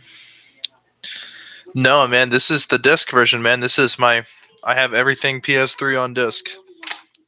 Everything on the PS3 is a disc. But it seems that he never really was able to get over the idea. I'm frankly shocked that he waited all this time and wants to try again. Yes, Yes, your mother was. She was a good woman, a very dedicated scientist. Your father loved her very much. It was a shame that she died. She really decided to leave me.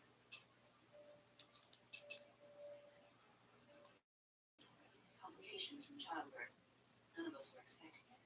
We weren't as prepared as we could have been. You have to understand that we were struggling with scavenged, derelict equipment. We did everything we could.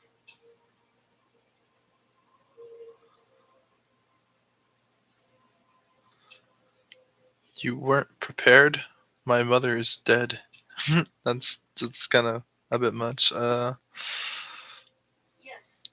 Well, I'm sorry it wasn't enough. All right. Well,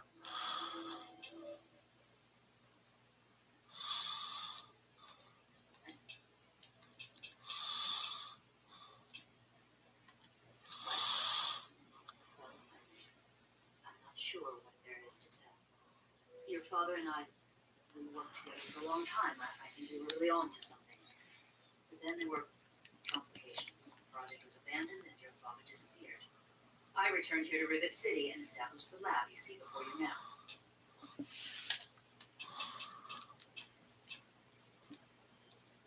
Project Purity, we called it. What do you want to know? We had the basic principles down. We understood most of the science behind it, but the radiation in the area is so pervasive. Small-scale tests were fine, but anytime we tried to test the process on a larger scale, it was just too much. Maybe if we had more time for better equipment.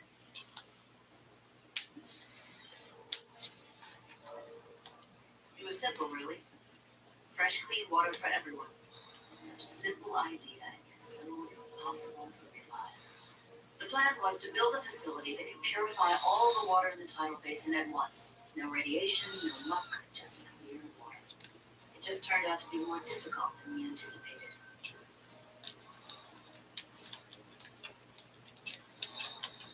You happened. You happened. Your father decided that you were more important than everything we've been working for. And it happened. He left all of us. Once he was gone, the Brotherhood decided we weren't worth their time. Without their protection, they would get in the purifier. No, never. We gotta have pure water for the people of the wasteland. Okay. I can't infect the water. I can tell you all about the science lab, but even though I was here near the start, I can't really help with the details of how it all worked out. It all seems like a lifetime ago. I'm afraid I've had a lot of things on my mind since those days.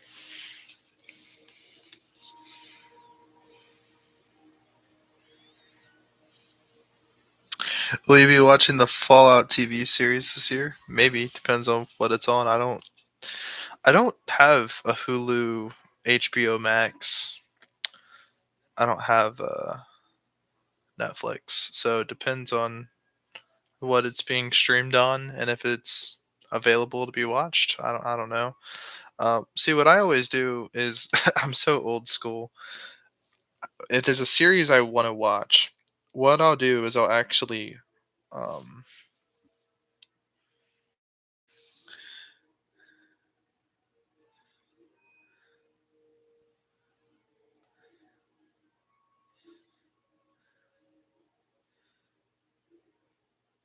no NCR, bro. That's gonna get irritating. What is this lab? What are you doing here? This is the Rivet City Science Lab. No shit. It's taken many long years to put together, but we've done well for ourselves. Our work on portable fusion power and hydroponics are coming along quite nicely, if not quite according to schedule.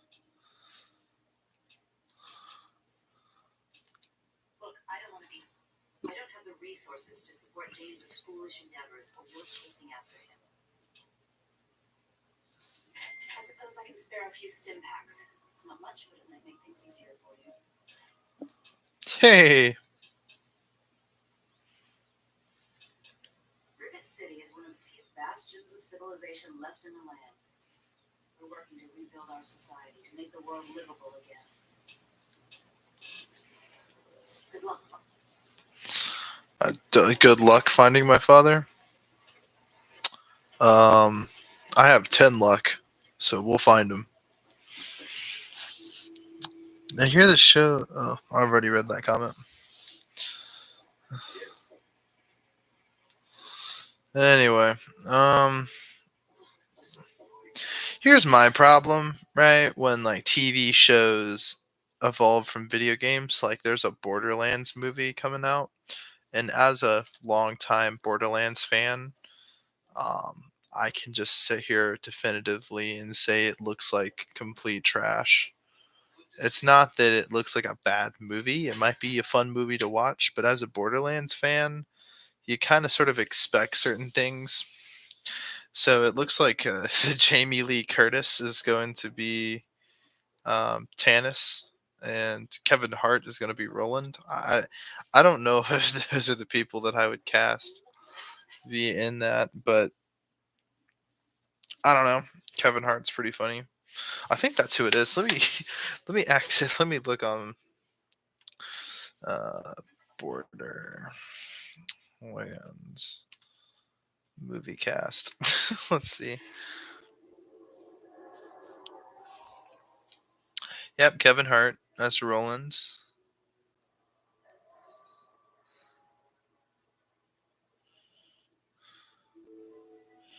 Kate.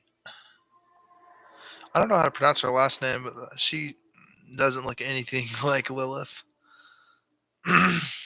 uh, Jamie Lee Curtis. Yeah, bro, dude, she's old. Dude, Blackjack as Claptrap. Haven't run into you before. You probably wouldn't remember me anyway. I'm Mr. Lopez. Nobody does. I'm not very memorable. Don't worry. Won't be a problem for much longer. What the fuck?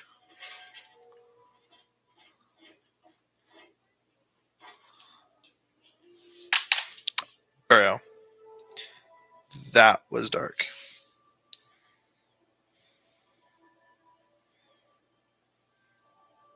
Yeah, for whatever reason, I don't know how to pronounce that. Blanchett. Yeah, something like that. That dude just hinted at killing himself. He's like, I don't think I remember you. He's like, no one. I'm not very rememberable, but people want to worry about that for very long. Like that's dark. It's really fucked up, bro. It's not okay. Um, I think she's too old for the part.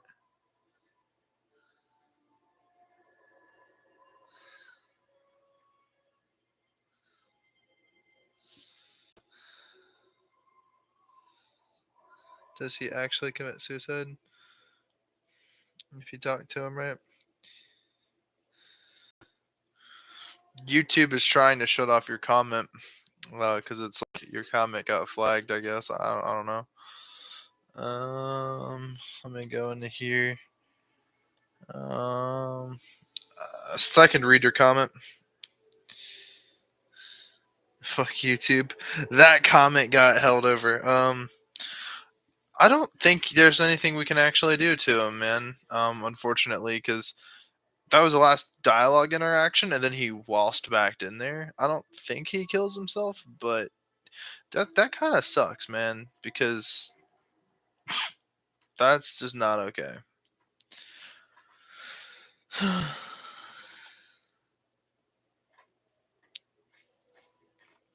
Anyway, I think she's too old for the part. I would tend to agree. I've seen the trailer. She just doesn't look anything like Lilith. I'm sorry. The cast choices, I'm just not. I'm just not with it, fam. Bro, should I play Borderlands 1 on the PS3? I don't have any DLCs. And I'm not buying no DLCs either because I already have the definitive edition of Borderlands on the PS4. So, like, no.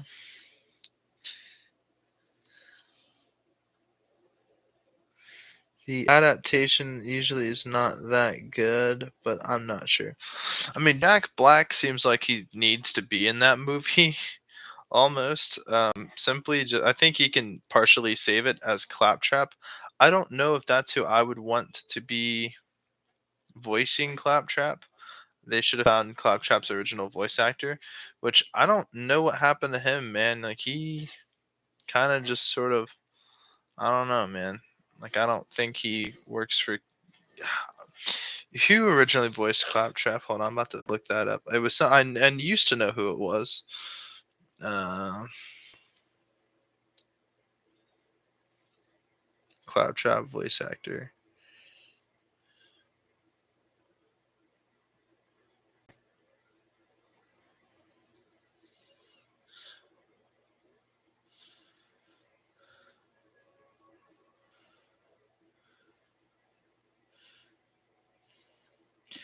Um,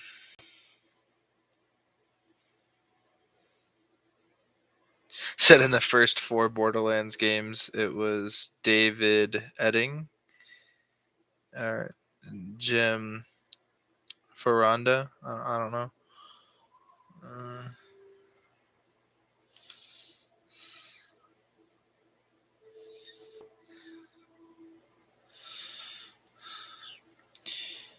David Eddings reportedly did not reprise the role in Borderlands 3 because development studio Gearbox all of a sudden couldn't afford him.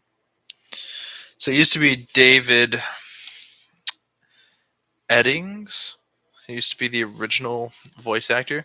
Bro, props to that dude. When I get my Claptrap figure or statue figurine, whatever you fucking collectible, and it's still in the box, I'll try and see if he can sign it because that'd be fucking legendary.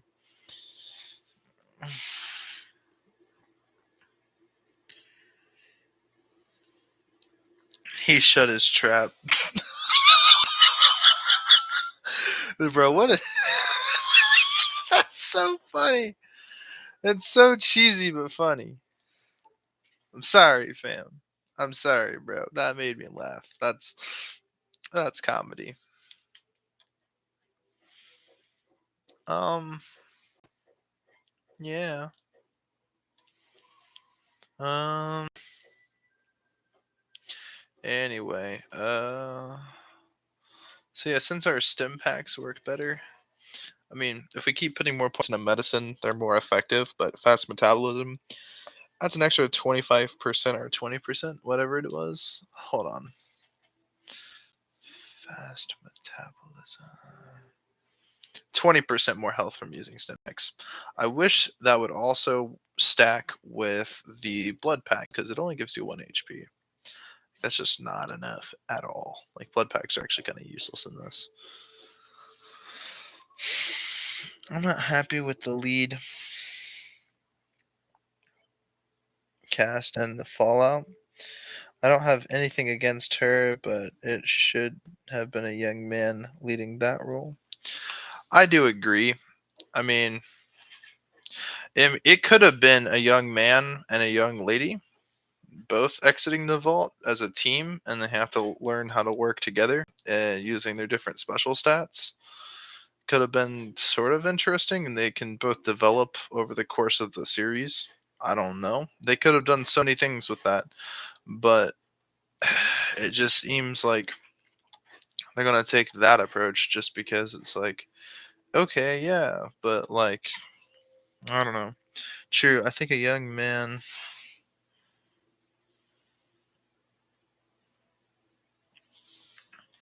I don't know, man.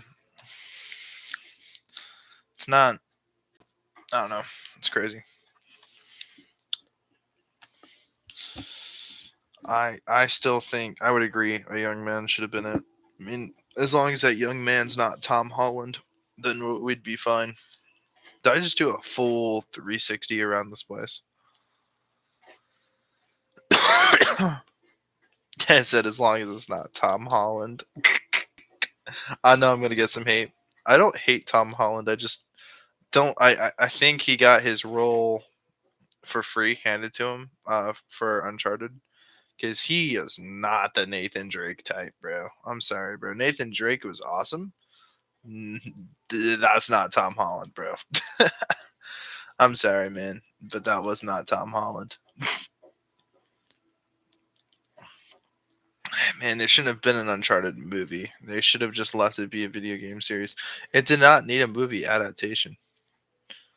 Like, I'm telling you, it did not need that whatsoever. Okay, do we have to enter through a fucking pipeline or something? Bro, Brady. I don't even know. It's been so damn long since I've actually beaten the game. I forget so damn much because I only did one playthrough of this thing and I struggled because I was so little when I played this game. I didn't understand half this game.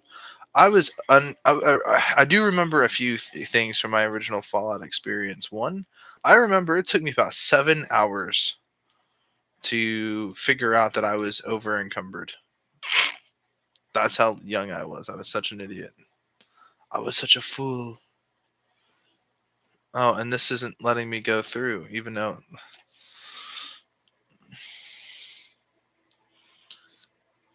Tom Holland was not my Spider-Man.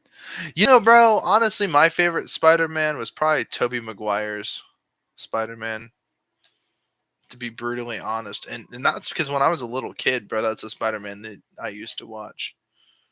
Um, like that would be the live-action Spider-Man movie I used to watch. Those are the ones with Tobey Maguire. When they did the Amazing Spider-Man, I just sort of lost interest in Spider-Man altogether. I became really, from a young age, I sort of found more liking towards Batman because I felt like the villains were simply just more interesting. Like, and Batman just had like style, you know. And but then again, I also grew up watching like the old Batman TV show on like fucking those retro channels that would be like playbacks from a long time ago. Like, hey, whatever. But they had a classic Batman TV show, and I actually liked it. And it's crazy because near where I live,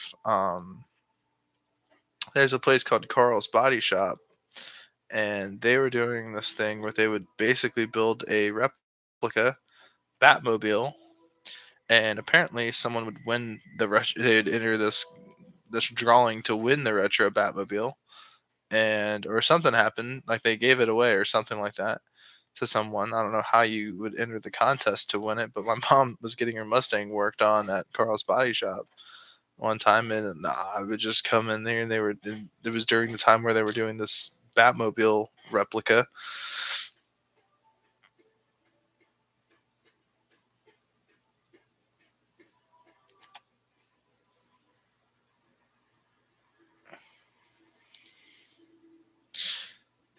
There's a door, you passed it.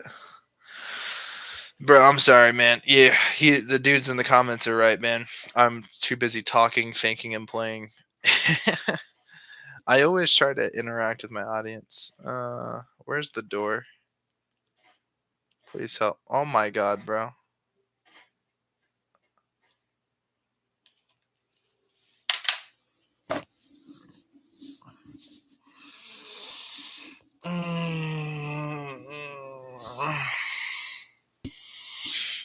Where's my phone? Hold on a second.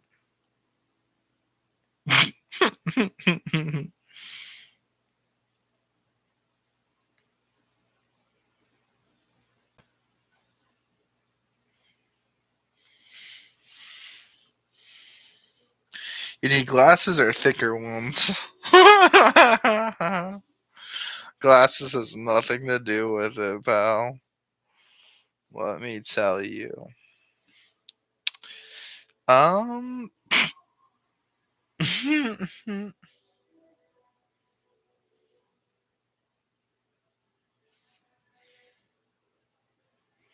Hold on.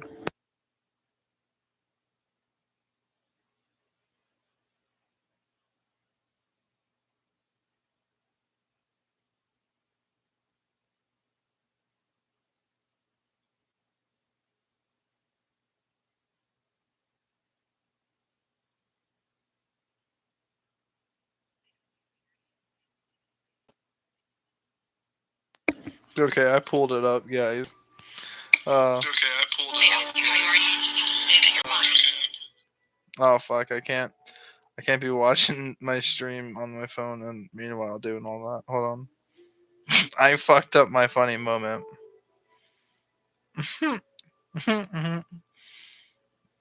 Bro, I'm having a bad day. Having an oopsie. You just have to say that you're fine. And you're not really fine. You just can't get into it because they would never understand. They ask you how you are, you just have to say that you're fine. And you're not really fine. You just can't get into it because they Oh man.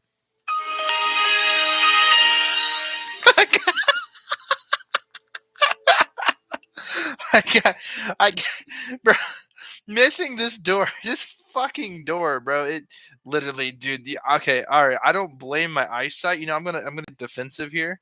I'm gonna say it's this game shitty fucking graphics.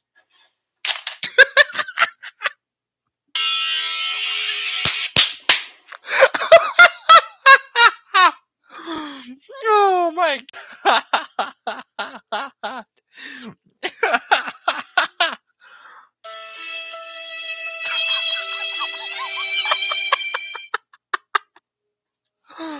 It's this game's shitty graphics. Ah.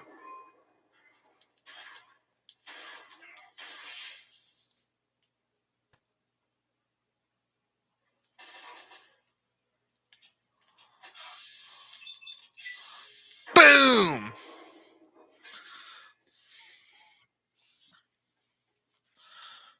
Bro.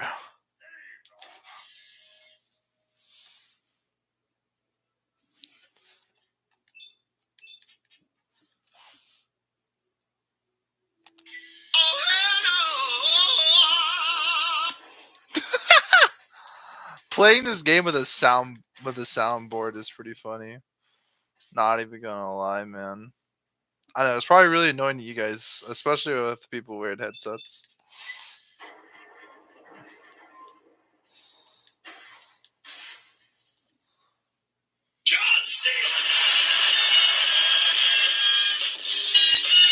Slow motion teabags.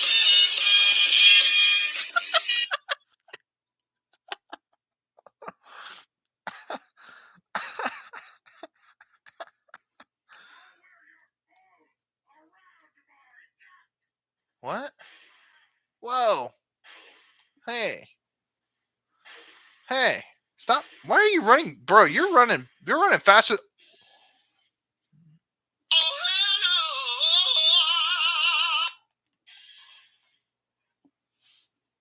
Not annoying at all. That timing, bro. There was 3 of them. This man was running faster than Forrest Gump backwards, bro. He led me to his homies, bro.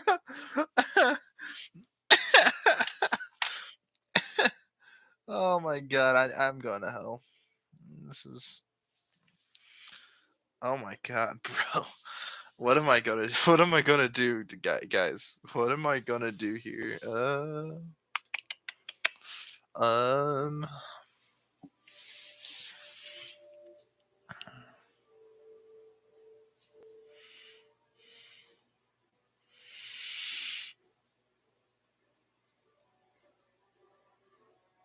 Bro.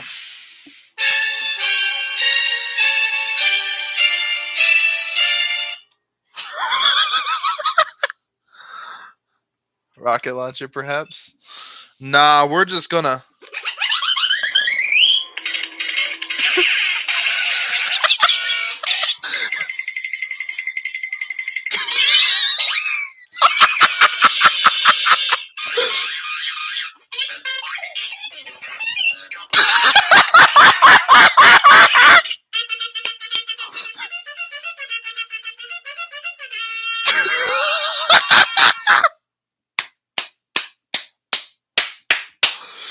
I'm sorry, bro.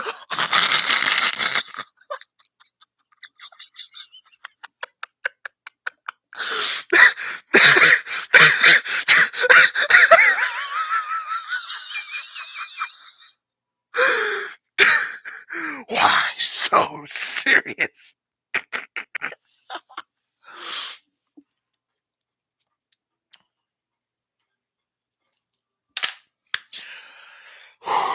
That was the most legendary takes from a Psycho. Oh man, that's funny. Man. The music, bro, that stupid sound. That stupid sound. Oh my gosh, bro. I gotta watch the replay on that. Hold on. I gotta see what happened. Wait. No. No. Why? That, bro, that was no gamer in history, bro. That was stats could have been sort of interesting, and they can both develop over the course of the series. Glasses has nothing to do with it, pal. Let me tell you. So the Forrest Gump backwards, bro. Here we go. He led me to his homies, bro.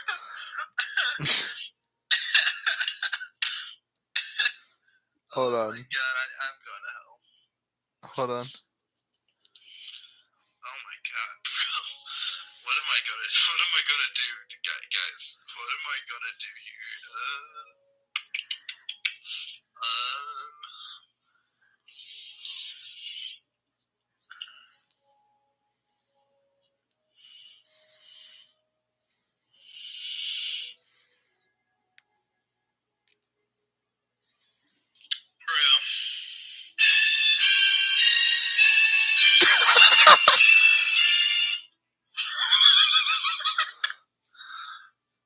Rocket launcher, perhaps? Nah, we're just gonna.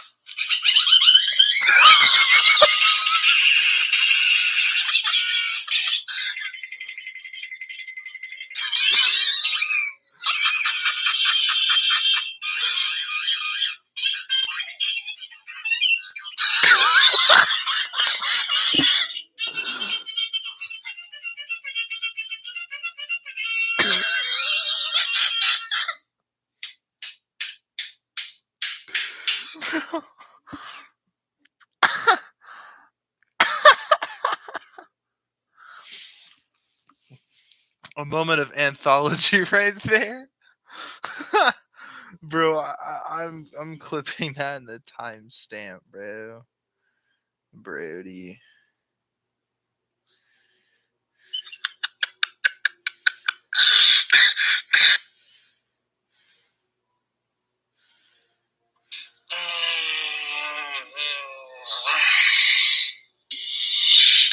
Where's my phone?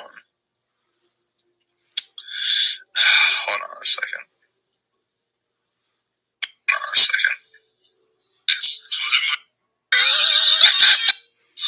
Nah, we're just gonna.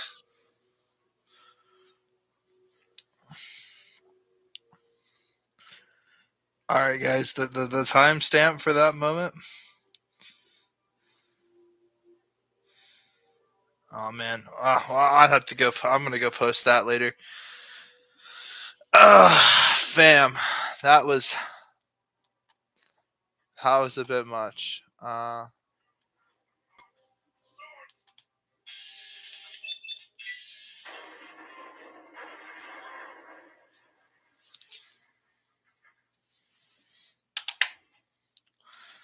I'm just saying, guys. Like that was just so, bro. That is, bro.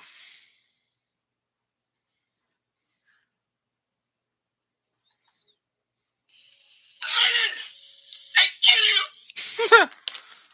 Oh, that wasn't funny, but still, not as funny as I thought it would be.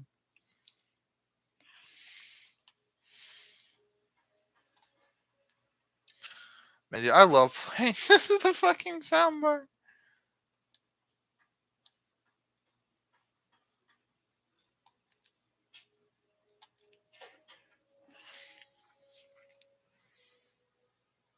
The video keeps lagging. Son of a bitch.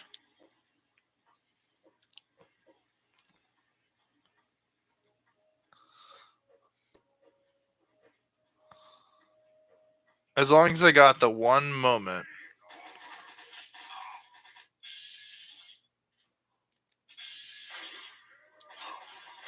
No. I don't want to get an ouchie. Ah! Bro.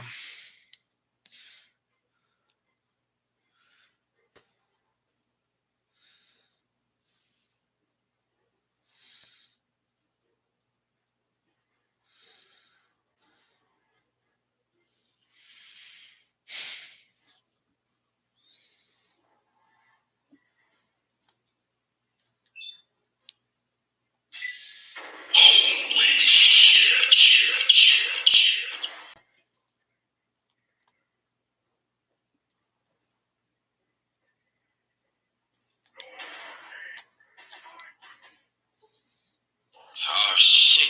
Here we go again.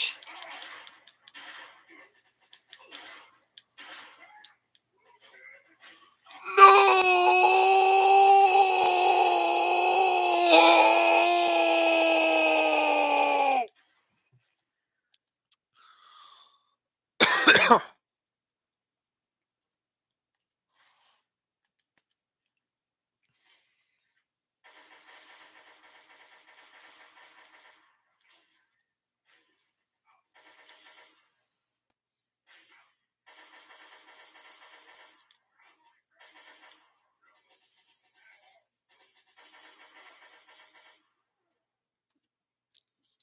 That's right.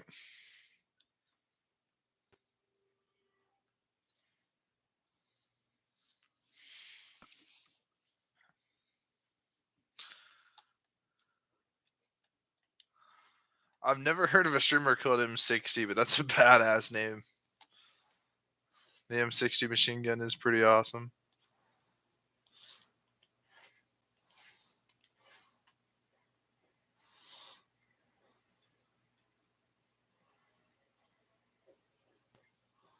Why does this place feel so eerily familiar?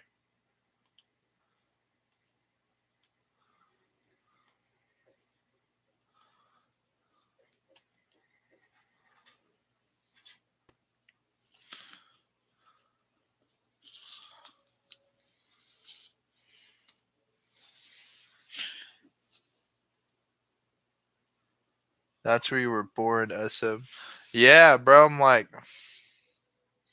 this room feels eerily familiar.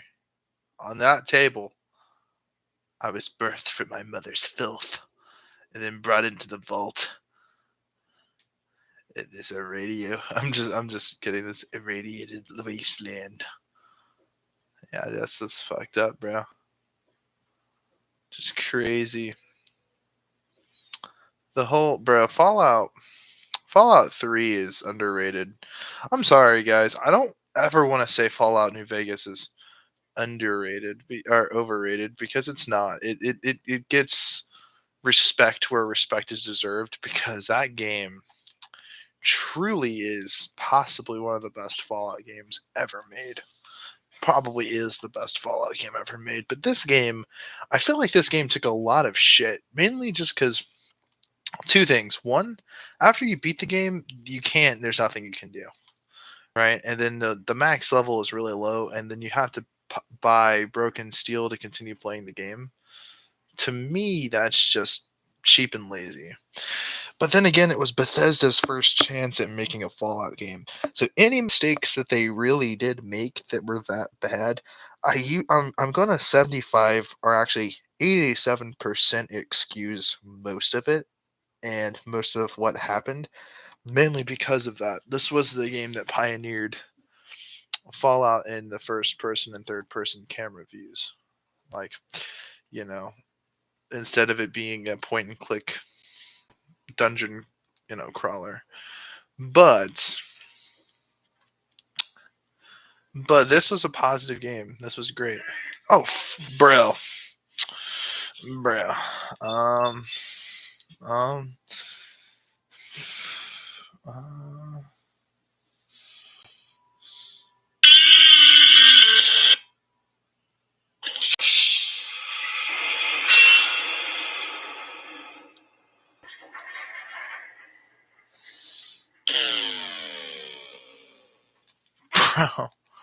Uh, the timing was too off.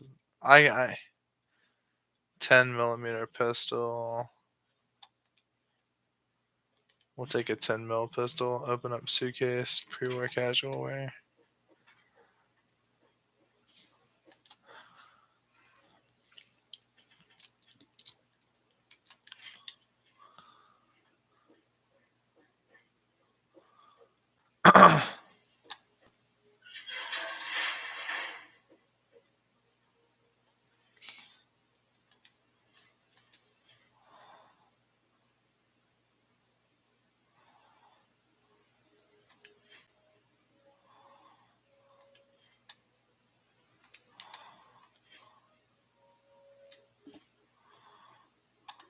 All right, let's start listening. Let's start listening in on some of this stuff. Here I am back where it all began. Project Purity. God, we wanted to change the world. We really thought the importance of life would be a reality. And that's why this is a momentous occasion. Because even after 19 years, I still believe it. Project Purity can and will be operational. This is just the beginning. Well, here we are again. Project Purity and me. It's been close to 20 years since my last entry, so I left all of this behind to make a life for my son. We've spent that time in the Vault 101, tucked away from the rest of the world. It wasn't perfect, but it was safe. That's all I could hope for. Now, my son is a grown man. Handsome, intelligent, confident, just like his old man. And as hard as it was to admit it, he doesn't need his daddy anymore. This is day 2 of my attempt to resurrect this project. I've got one of the portable fusion generators up and running, but it's just enough to power the emergency lighting and a couple of other systems. Also, for now, I need help powering up the mainframe. I have to visit Madison in Rivet City. I spoke with Dr. Lee Madison at Rivet City. It went about as well as I expected. That is to say, she thinks I'm completely mad. How can I blame her? She's got her own life, her own team, that's making real and tangible scientific progress. Here I come again, very paranoid of failure and false promises. But the reality is, I need Madison and whatever scientific team she may have assembled. I can't do this myself. Project Purity is bigger than me. It always was. Without Catherine, God, I can't let this die. Not again. Not like this. Better days. Let's listen to this one. We might get to hear some personal insight. That batch of tests was inconclusive, but Madison and I are convinced it's a problem with the secondary filtration system. We're going to recalibrate the equipment and try again tomorrow. So that... James, please. I'm trying to work. Now's not the time. So that's the next step. Assuming we get the results we need, we'll move on to... James! Stop! I need to finish these notes. We'll move on to diagnosing the issues with radiation dampeners. That should... Ow! James! Now, I really should. Oh shit. Yeah, man, that's bro. That's crazy. So, assuming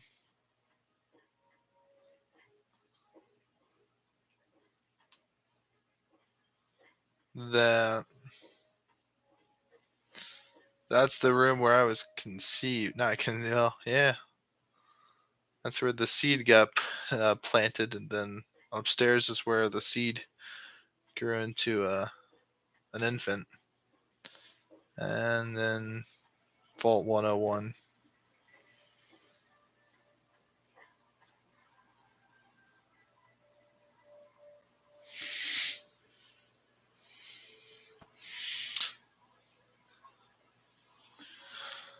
The dad was originally becoming a mutant or something like that. I think, yeah, that was, I think, one of the plans that they had going for it, I believe.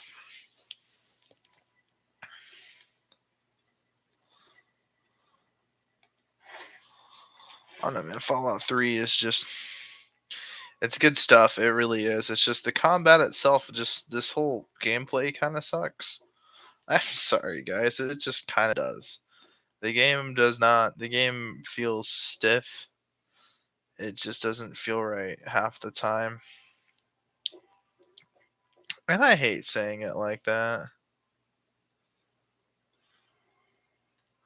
But it don't feel right half the time. Like this was always kind of a strange one. But that was mainly due to the game being as old as it is. And I cannot blame Fallout 3 for being like this.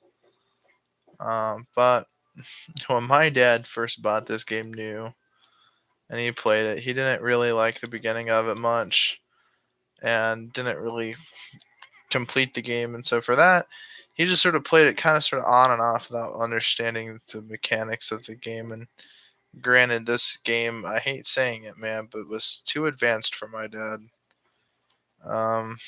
He was more used to like Call of Duty and Killzone, were like his favorites. I believe he also played some Resident Evil, and to be honest with you, it was one of those things where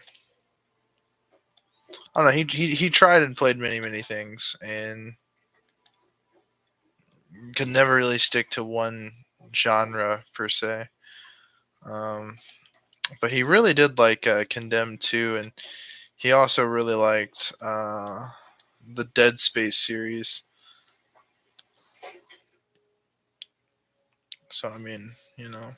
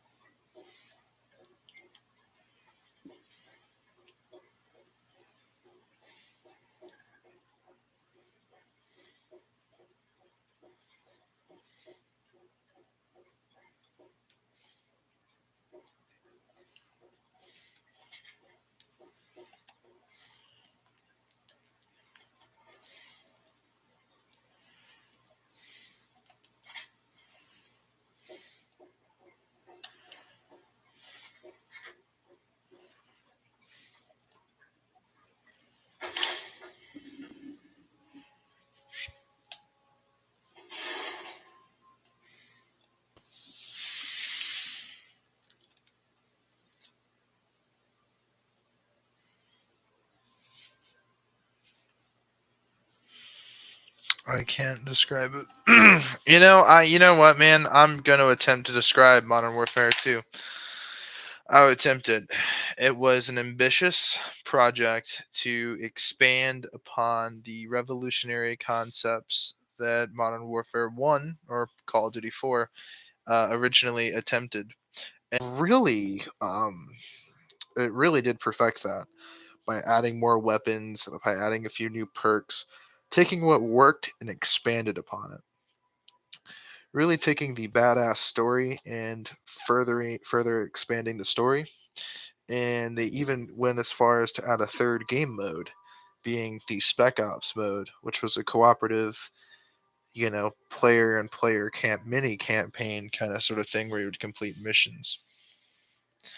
It was so well done because you see, it added so many new kill streaks because that's what really added kill streaks to Call of Duty. The original Modern Warfare's kill streaks there were only three, and if you know anything about Call of Duty, three is like the bare minimum because that's as many score streaks and kill streaks as you can have yourself.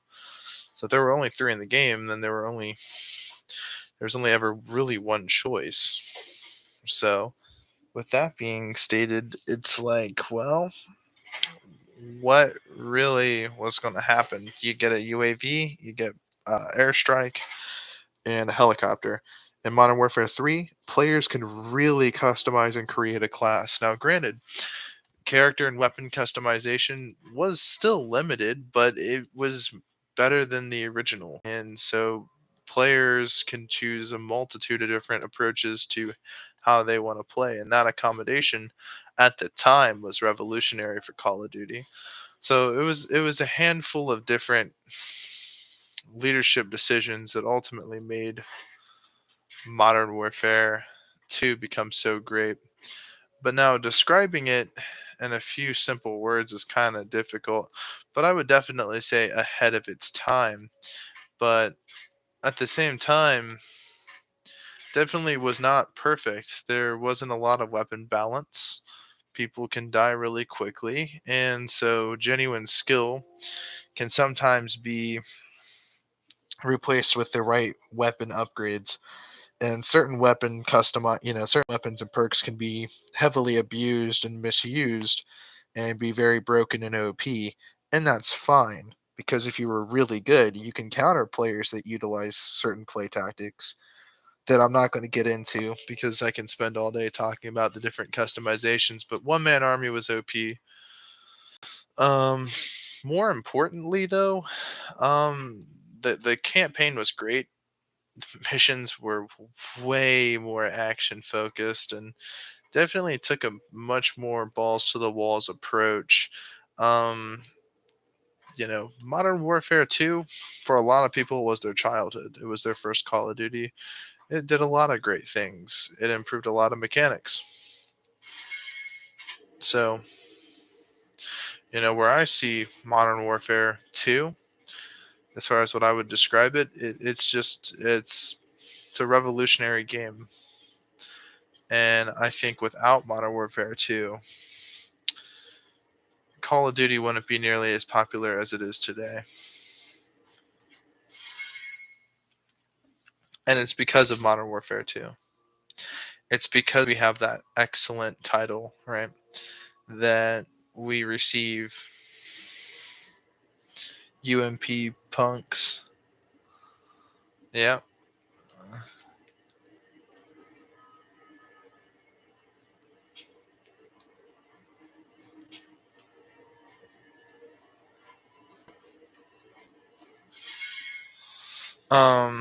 The other thing I wanted to mention was, well, because the original Modern Warfare had happened, right? It really allowed the online mode was just absolutely out there, man. It was absolutely crazy. But the Modern Warfare 3 or Modern Warfare 2, again, more weapon modifications and more stuff. You could really, really get. I don't know, can spend a lot of time with different weapons and loadouts and really there was a lot of content to be had in the sandbox. And to be honest with you guys, Modern Warfare 2 just it's a lot of things, and it's hard to really pinpoint exactly what it was. But, again, at the time, it was very revolutionary. The other thing that's important, I guess, to Modern Warfare 2's legacy is just besides the development cycle, is a long-lasting impression that everyone has of it. It was so great at the time. People still talk about it to this day. The intervention, 360 no scopes, challenges, trick shotting, um, cross mapping with tomahawks or the throwing knives and whatnot. The akimboing weapons, the trying to get as many kills as possible to drop the tactical nuke, high level skill streaks or score streak or kill streaks, um, and just overall causing as much mayhem in the lobby as possible, and just trying to go for high KD, uh, the clan tag and whatnot. Everything else, all of the popular elements that Call of Duty has, it all stems from MW2.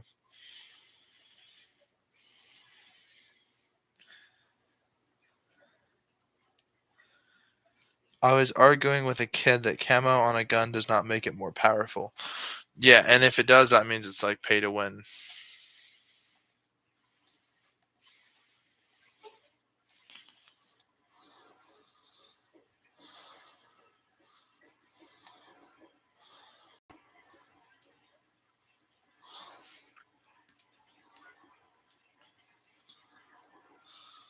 Even on Vault 101, my work on Project Purity never really stopped. Soon after we arrived, my nightly routine included sneaking into restricted areas, searching for, I don't know, whatever I could find. It was a Vault-type facility after all. The place was built with some of the most advanced technology this country had ever developed. Those excursions never turned up anything particularly useful. So, one night, after a bottle of scotch, I broke into the overseer's office. It was easy enough to hack his console, gain access to the restricted files. Most of it was garbage. Propaganda, spy reports, just plain rambling bullshit, really. But there was one thing, one name that stood out amongst all the others. Dr. Stanislaus Braun. I knew of Braun's work, of course. He was a celebrity in this day, Vortex sorcerer scientist, leading his peers all with his technological wizardry. But it wasn't Vault 101 that night in the overseer's office. I first learned of Braun's involvement in Vault-Tech's social preservation program and his work on something called GECK, the Garden of Eden Creation Kit. The GECK. You need to get one of those in the original Fallout to save the vault. But unfortunately, Fallout 1's ending was fucking depressing.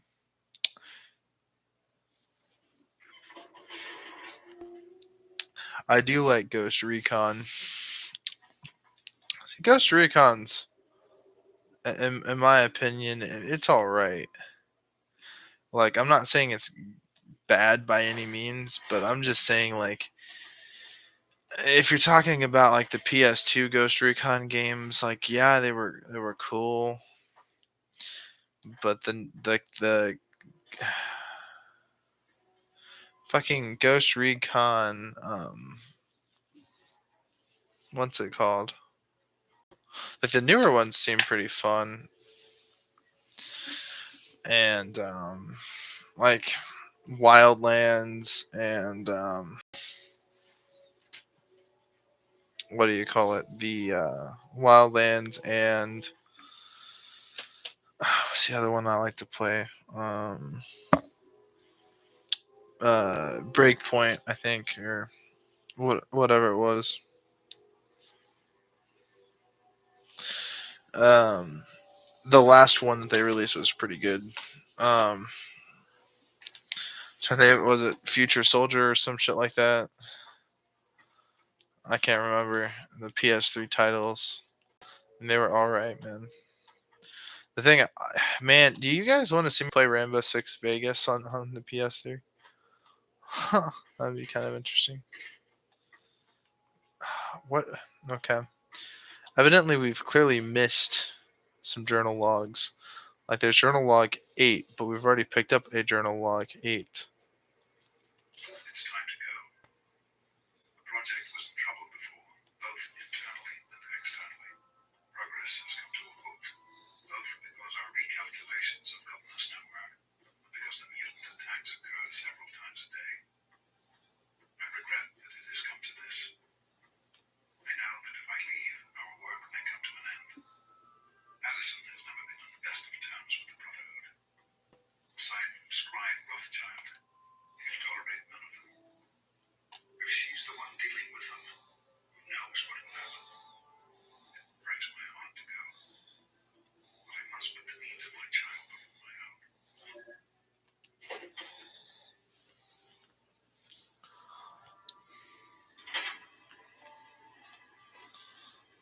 I am a loss. My beloved wife is gone. In her place is my son, small and helpless. As much as this place means to me, as much as it meant to Catherine, this is no place for an infant, especially without his mother. To be honest, the cake sounded like pure fantasy, even for someone of Braun's capabilities. It was nothing short of a miracle. A terraforming module capable of producing life from complete lightlessness. But not only was this thing a reality, it was actually distributed to several vaults to be used after an affiliate war. Vault 101 was, sadly, not on that list. I did some digging and discovered Braun's name on the reservation list for a Vault 112. No slouch, but this man, he could have easily succeeded where I failed. Does he collect knowledge remain within the halls of Vault 112? Journals, holotapes, computer records, maybe even experiments. If I could gain access to just a fraction of Braun's genius, Project Purity would become a reality. I'm off to Vault 112 to search for anything of Braun's that might help me get this purifier up and running. All I know is that it's west of some place called Evergreen Mills, and it's well hidden in some sort of garage. But I'll find it. I have to. It's so close. And that's the story of Project Purity, isn't it? An eternity of almost theirs. Let's see if Braun has the missing puzzle piece.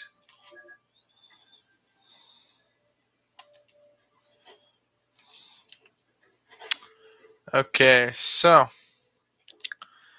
as it appears, we did not find all the possible journal logs that we could have found, but we found the important ones. But I think that's all. I think the missing pieces, the missing journal ones, are over there where he's at. Just vault 1, whatever it was. I'm getting sleepy.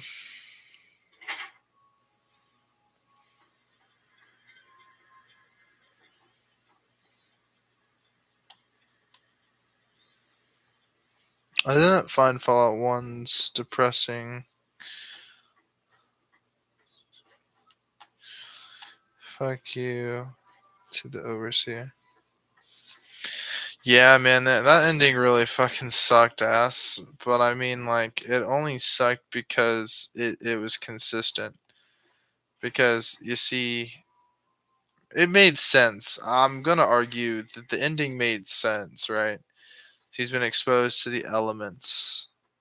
He's the overseer's job is to keep people inside the vaults, not to leave the vaults, not to question their authority. And if someone else does it and comes back to the vault alive, other people might think that it's safe or okay to do such a thing. And the overseer couldn't allow that to happen. So he'd have to just not allow him to come back, and permanently banish him into the wasteland.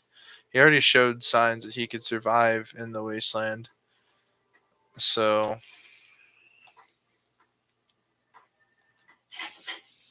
well, I'm off to bed. Good night. Man, much appreciated, dude. I really appreciate you guys stopping by. Also, do you guys see that thing right there?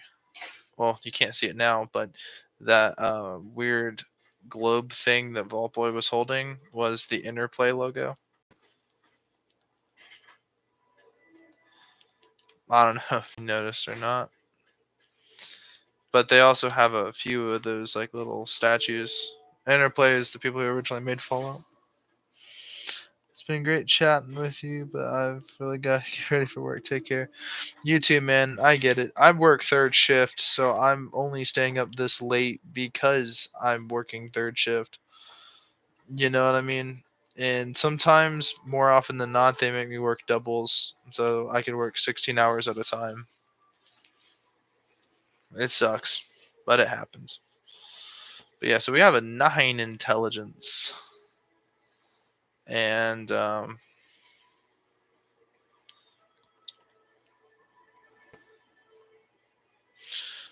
so when it comes to skills, though we have 87 in medicine.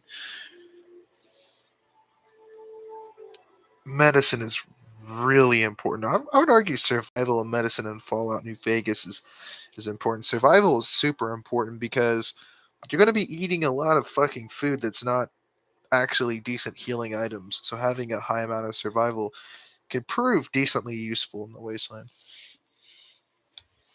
But that's Fallout New Vegas. We're playing Fallout 3. And New Vegas does this bullshit where every 2 levels you don't get your actual perk, you get a bunch of skill points instead. But then the next level after that, you get your perk. And I don't like that. But then again, the game also has a bunch of challenge perks and whatnot.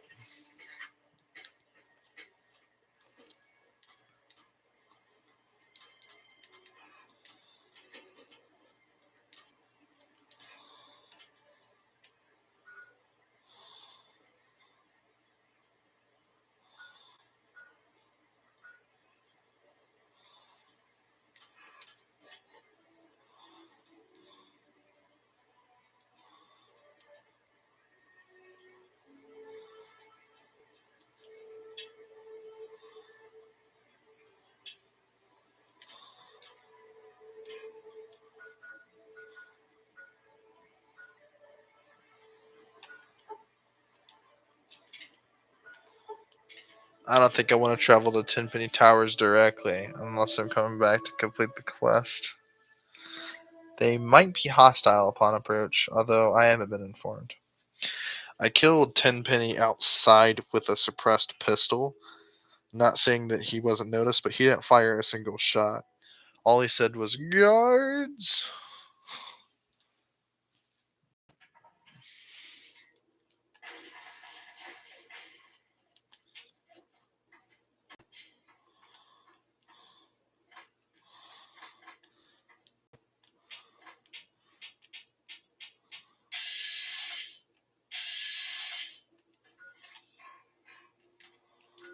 I really like this weapon because it's like the only actual lever action in the game.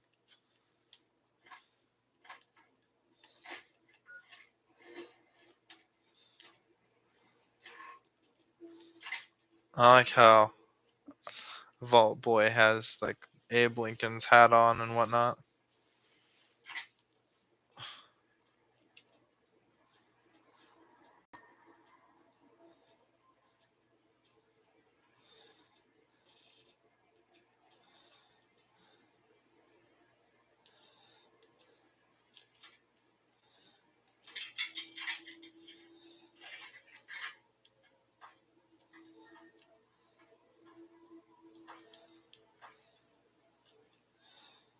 It sucks that this was the only sniper rifle in the game. I know there's some unique snipers out there, but unfortunately there's not another gun unlike the sniper rifle.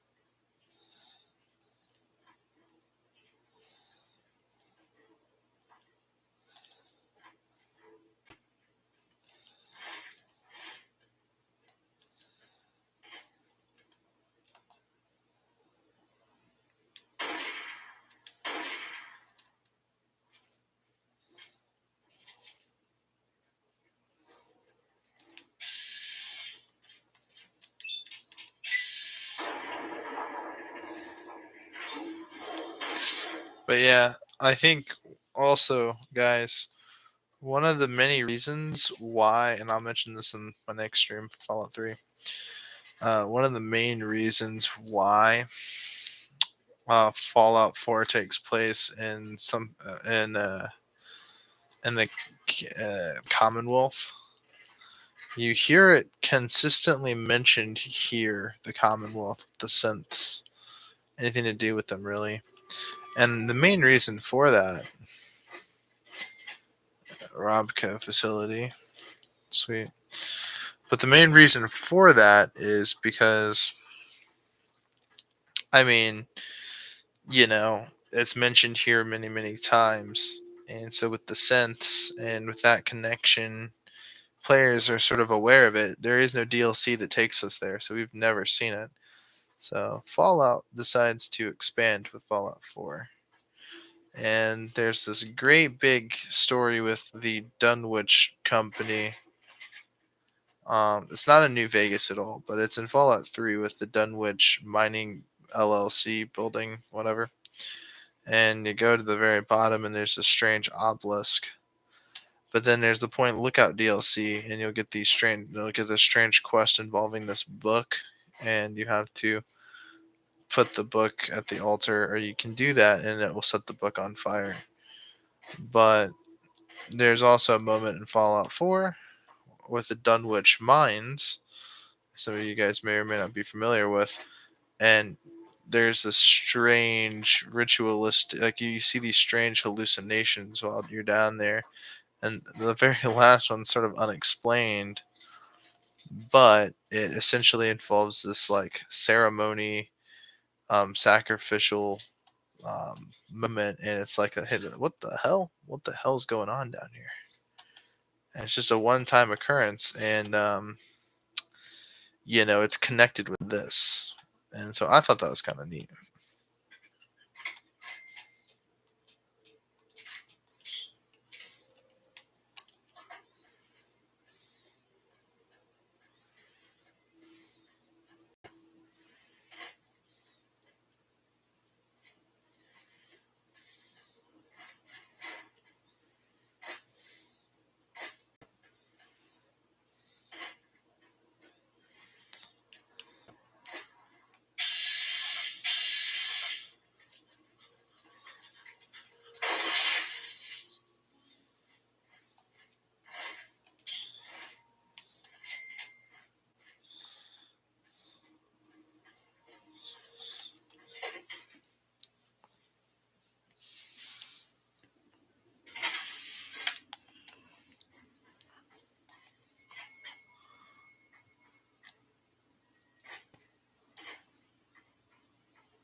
Eerie. Honestly, bro, kind of feel like heating up one of those Jimmy Dean sausage egg and no egg and I got the egg and bacon, but hopefully heating up one of those croissant ones that I got, breakfast sandwich, whatever. I got one of those, and I feel like heating one up and watching some paranormal videos on the internet. Bam! Damn!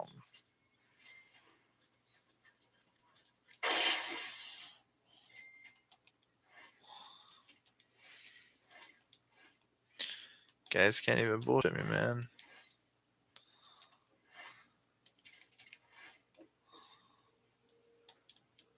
You guys can't bullshit me, man. This hunting rifle may not look like much, but man, oh man, does it do the trick.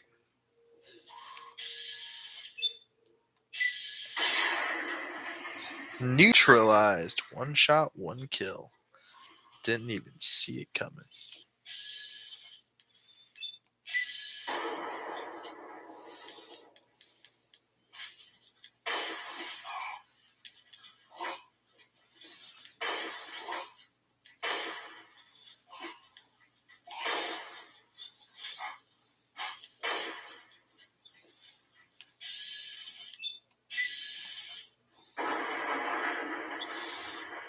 Critical strike.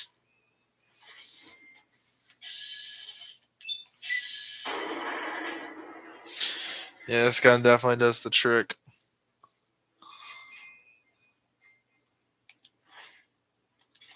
Mantis. 4 bottle caps.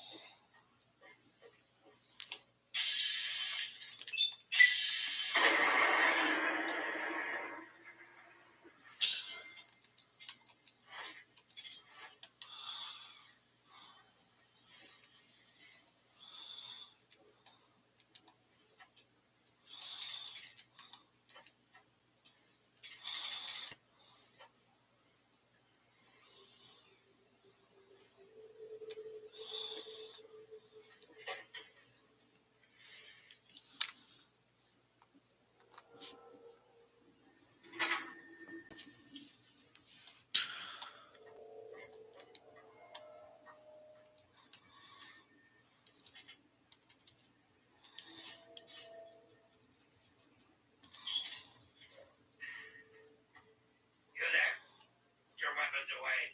Come over here. No funny business, unless you want to get shot.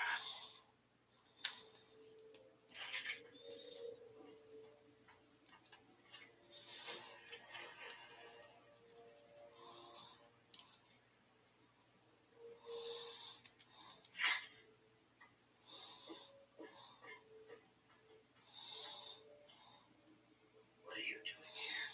It's not safe for your kind around here. Oh yeah? Is he expecting you? Well then, run along. It's not wise to keep Roy waiting. There's a bit of a temper, that one. You watch yourself. I've been stomping around with Roy and his gang of misfits. Roy's a no-nonsense, take-no-prisoners kind of guy. You heard about this Tenpenny asshole, and now he's trying to get us in that tower. He's hatching some kind of plan to kill all those bigot bastards. Believe it or not, I used to vacation there.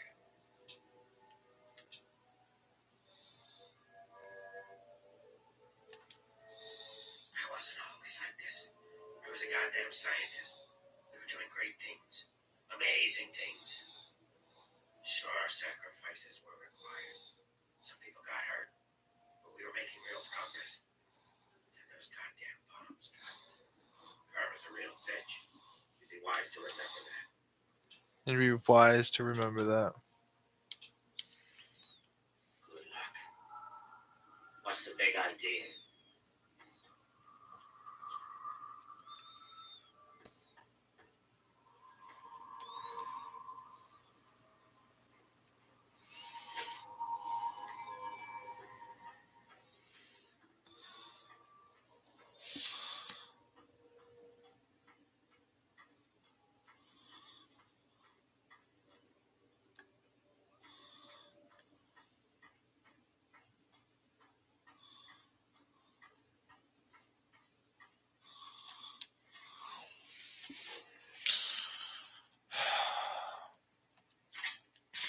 It's nice to be the good guy every once in a while, but we were hired.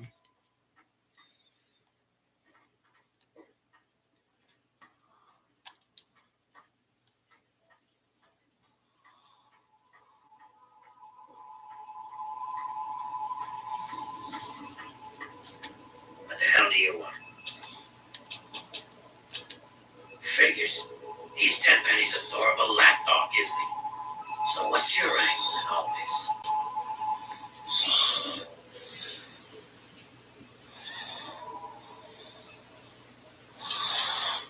I don't have to kill you.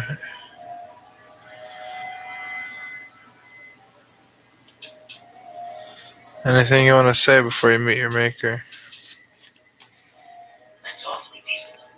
Even if we already knew those bigoted bastards wanted us dead. Talk to Roy Phillips. He might be able to help us out.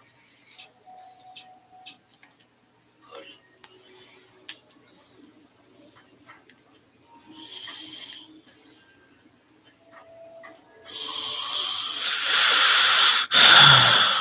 Okay.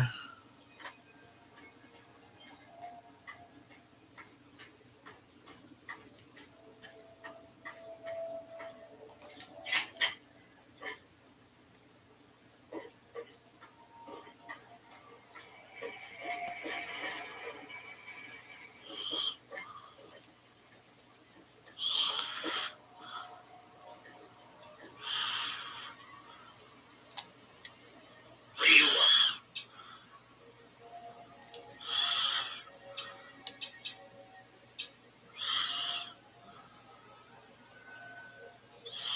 Is that so? He isn't man enough to do it himself? Sends a boy to do his dirty work. You think you got what it takes? I see. That's smart of you. I'd lay you flat if you tried anything stupid. So don't. Tenpenny and his pack of elitist wannabes are in for a real treat soon enough. They can't keep us out of that tower forever.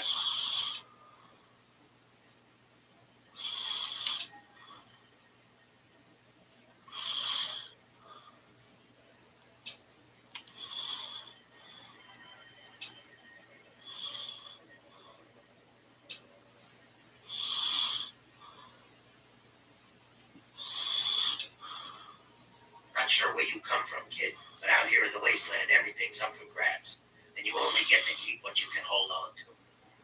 Tenpenny didn't build that tower.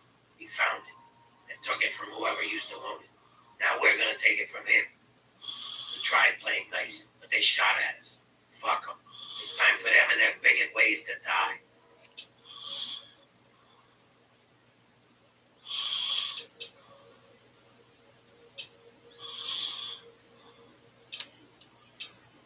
If I'm no better than Tenpenny, then he should let me into that tower. But he won't, so I'm busting in. I've already killed Tenpenny. I already got a plan. They think I'm a monster. I'll show them the real monsters. We'll unleash our feral brethren.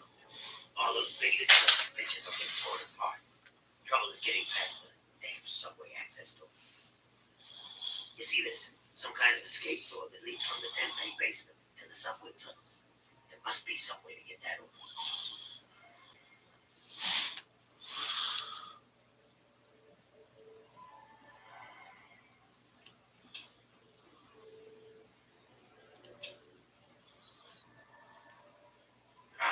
Those snooty bitches probably can't stand living with each other, let alone with us.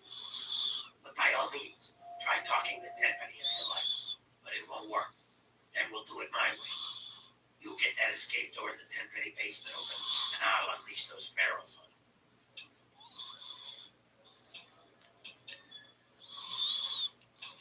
So you killed a bunch of feral ghouls. Is that supposed to sound impressive? I got no compassion left for those mindless freaks. But they were a nice deterrent keeping out smooth-skinned bastards like yourself. So you killed them, alright?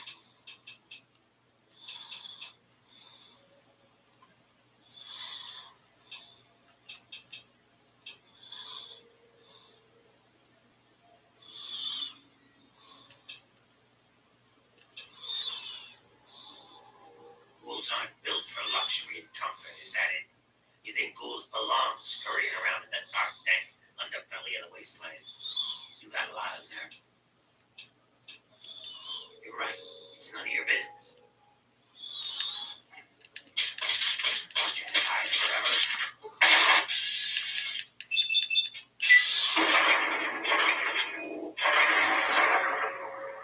We had a job to do.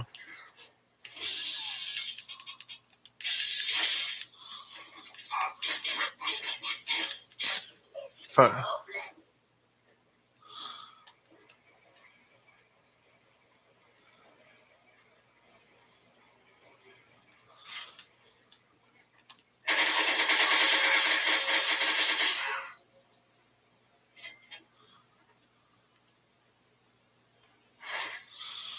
I'm sorry. You were once a great scientist.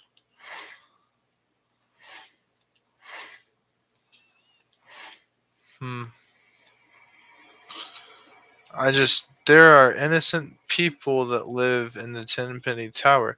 Yeah, they might be rich elite snobs, but you plan on. Again, you're no better than he is. And I already killed Tenpenny, so really I should be the owner. And I'm probably going to have to kill everyone there anyway. So, really, what difference does it make? Me being the narrator. Our hero suddenly decides his fate for the rest of the people in Tenpenny Tower. Meanwhile, contemplating how to escape this hellish tunnel.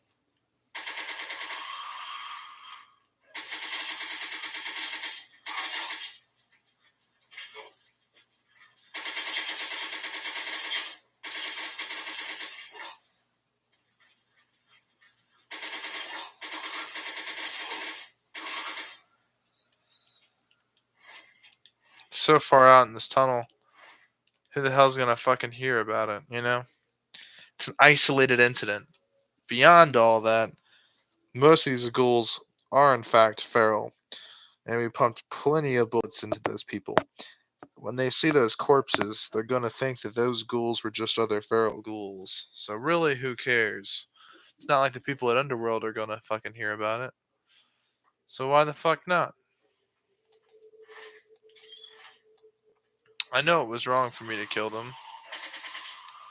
I know I lost some karma from it, but surviving in this wasteland will take a piece of you. Son of a bitch. Take another bite of me, you motherfucker.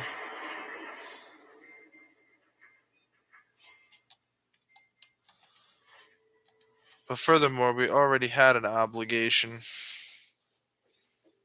to kill them.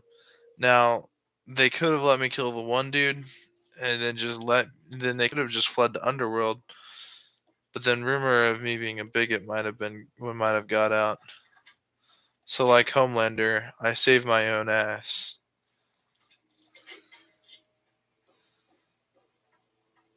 I think leaving no survivors down here. See, if I were to also take over Tenpenny Tower, so say if I were to be in control of it, then that would make me the next target on their list. Because then they'd see it to be I have the authority of letting them in. And I want it because they're ghouls, and that's Tenpenny Tower. Unlike Tenpenny, I can do whatever I damn well please with the fucking tower. It's mine.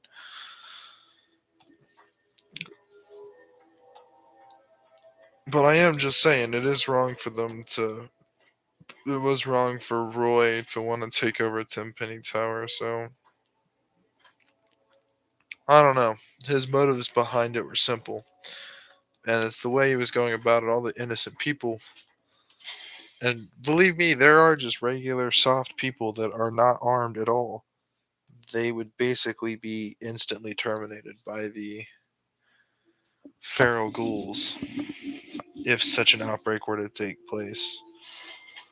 And I just couldn't allow those innocent people to be killed just because of one ghoul's greed and the greed of one wealthy man. And with the chances that we might even have to.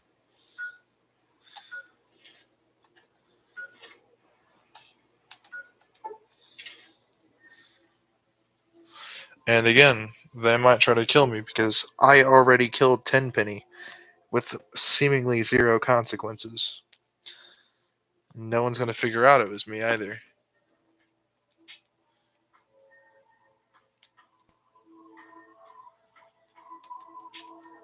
Give me a second to keep your panties on.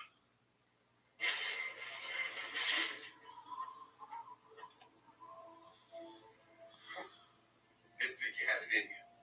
Guess you proved me wrong. Good job. Knowing those ghouls are gone takes a load off my mind. Thanks. You'll be one of the reward now. I suppose you could. There's your caps.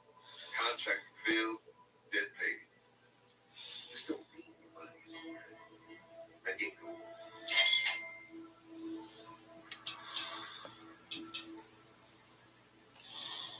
He owns this building. I still got my eye on you. Good job handling those zombies.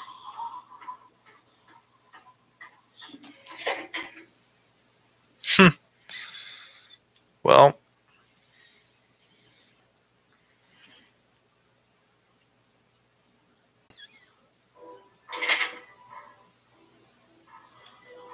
You did it.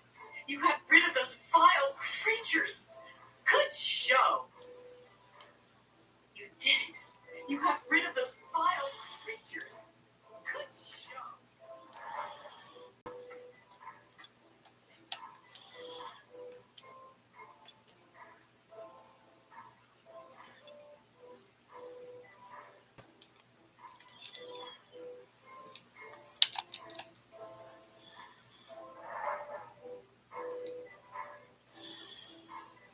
my PlayStation just crashed.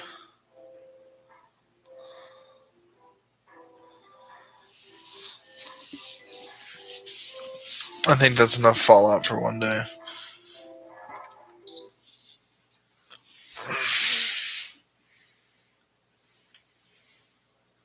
Thanks for watching.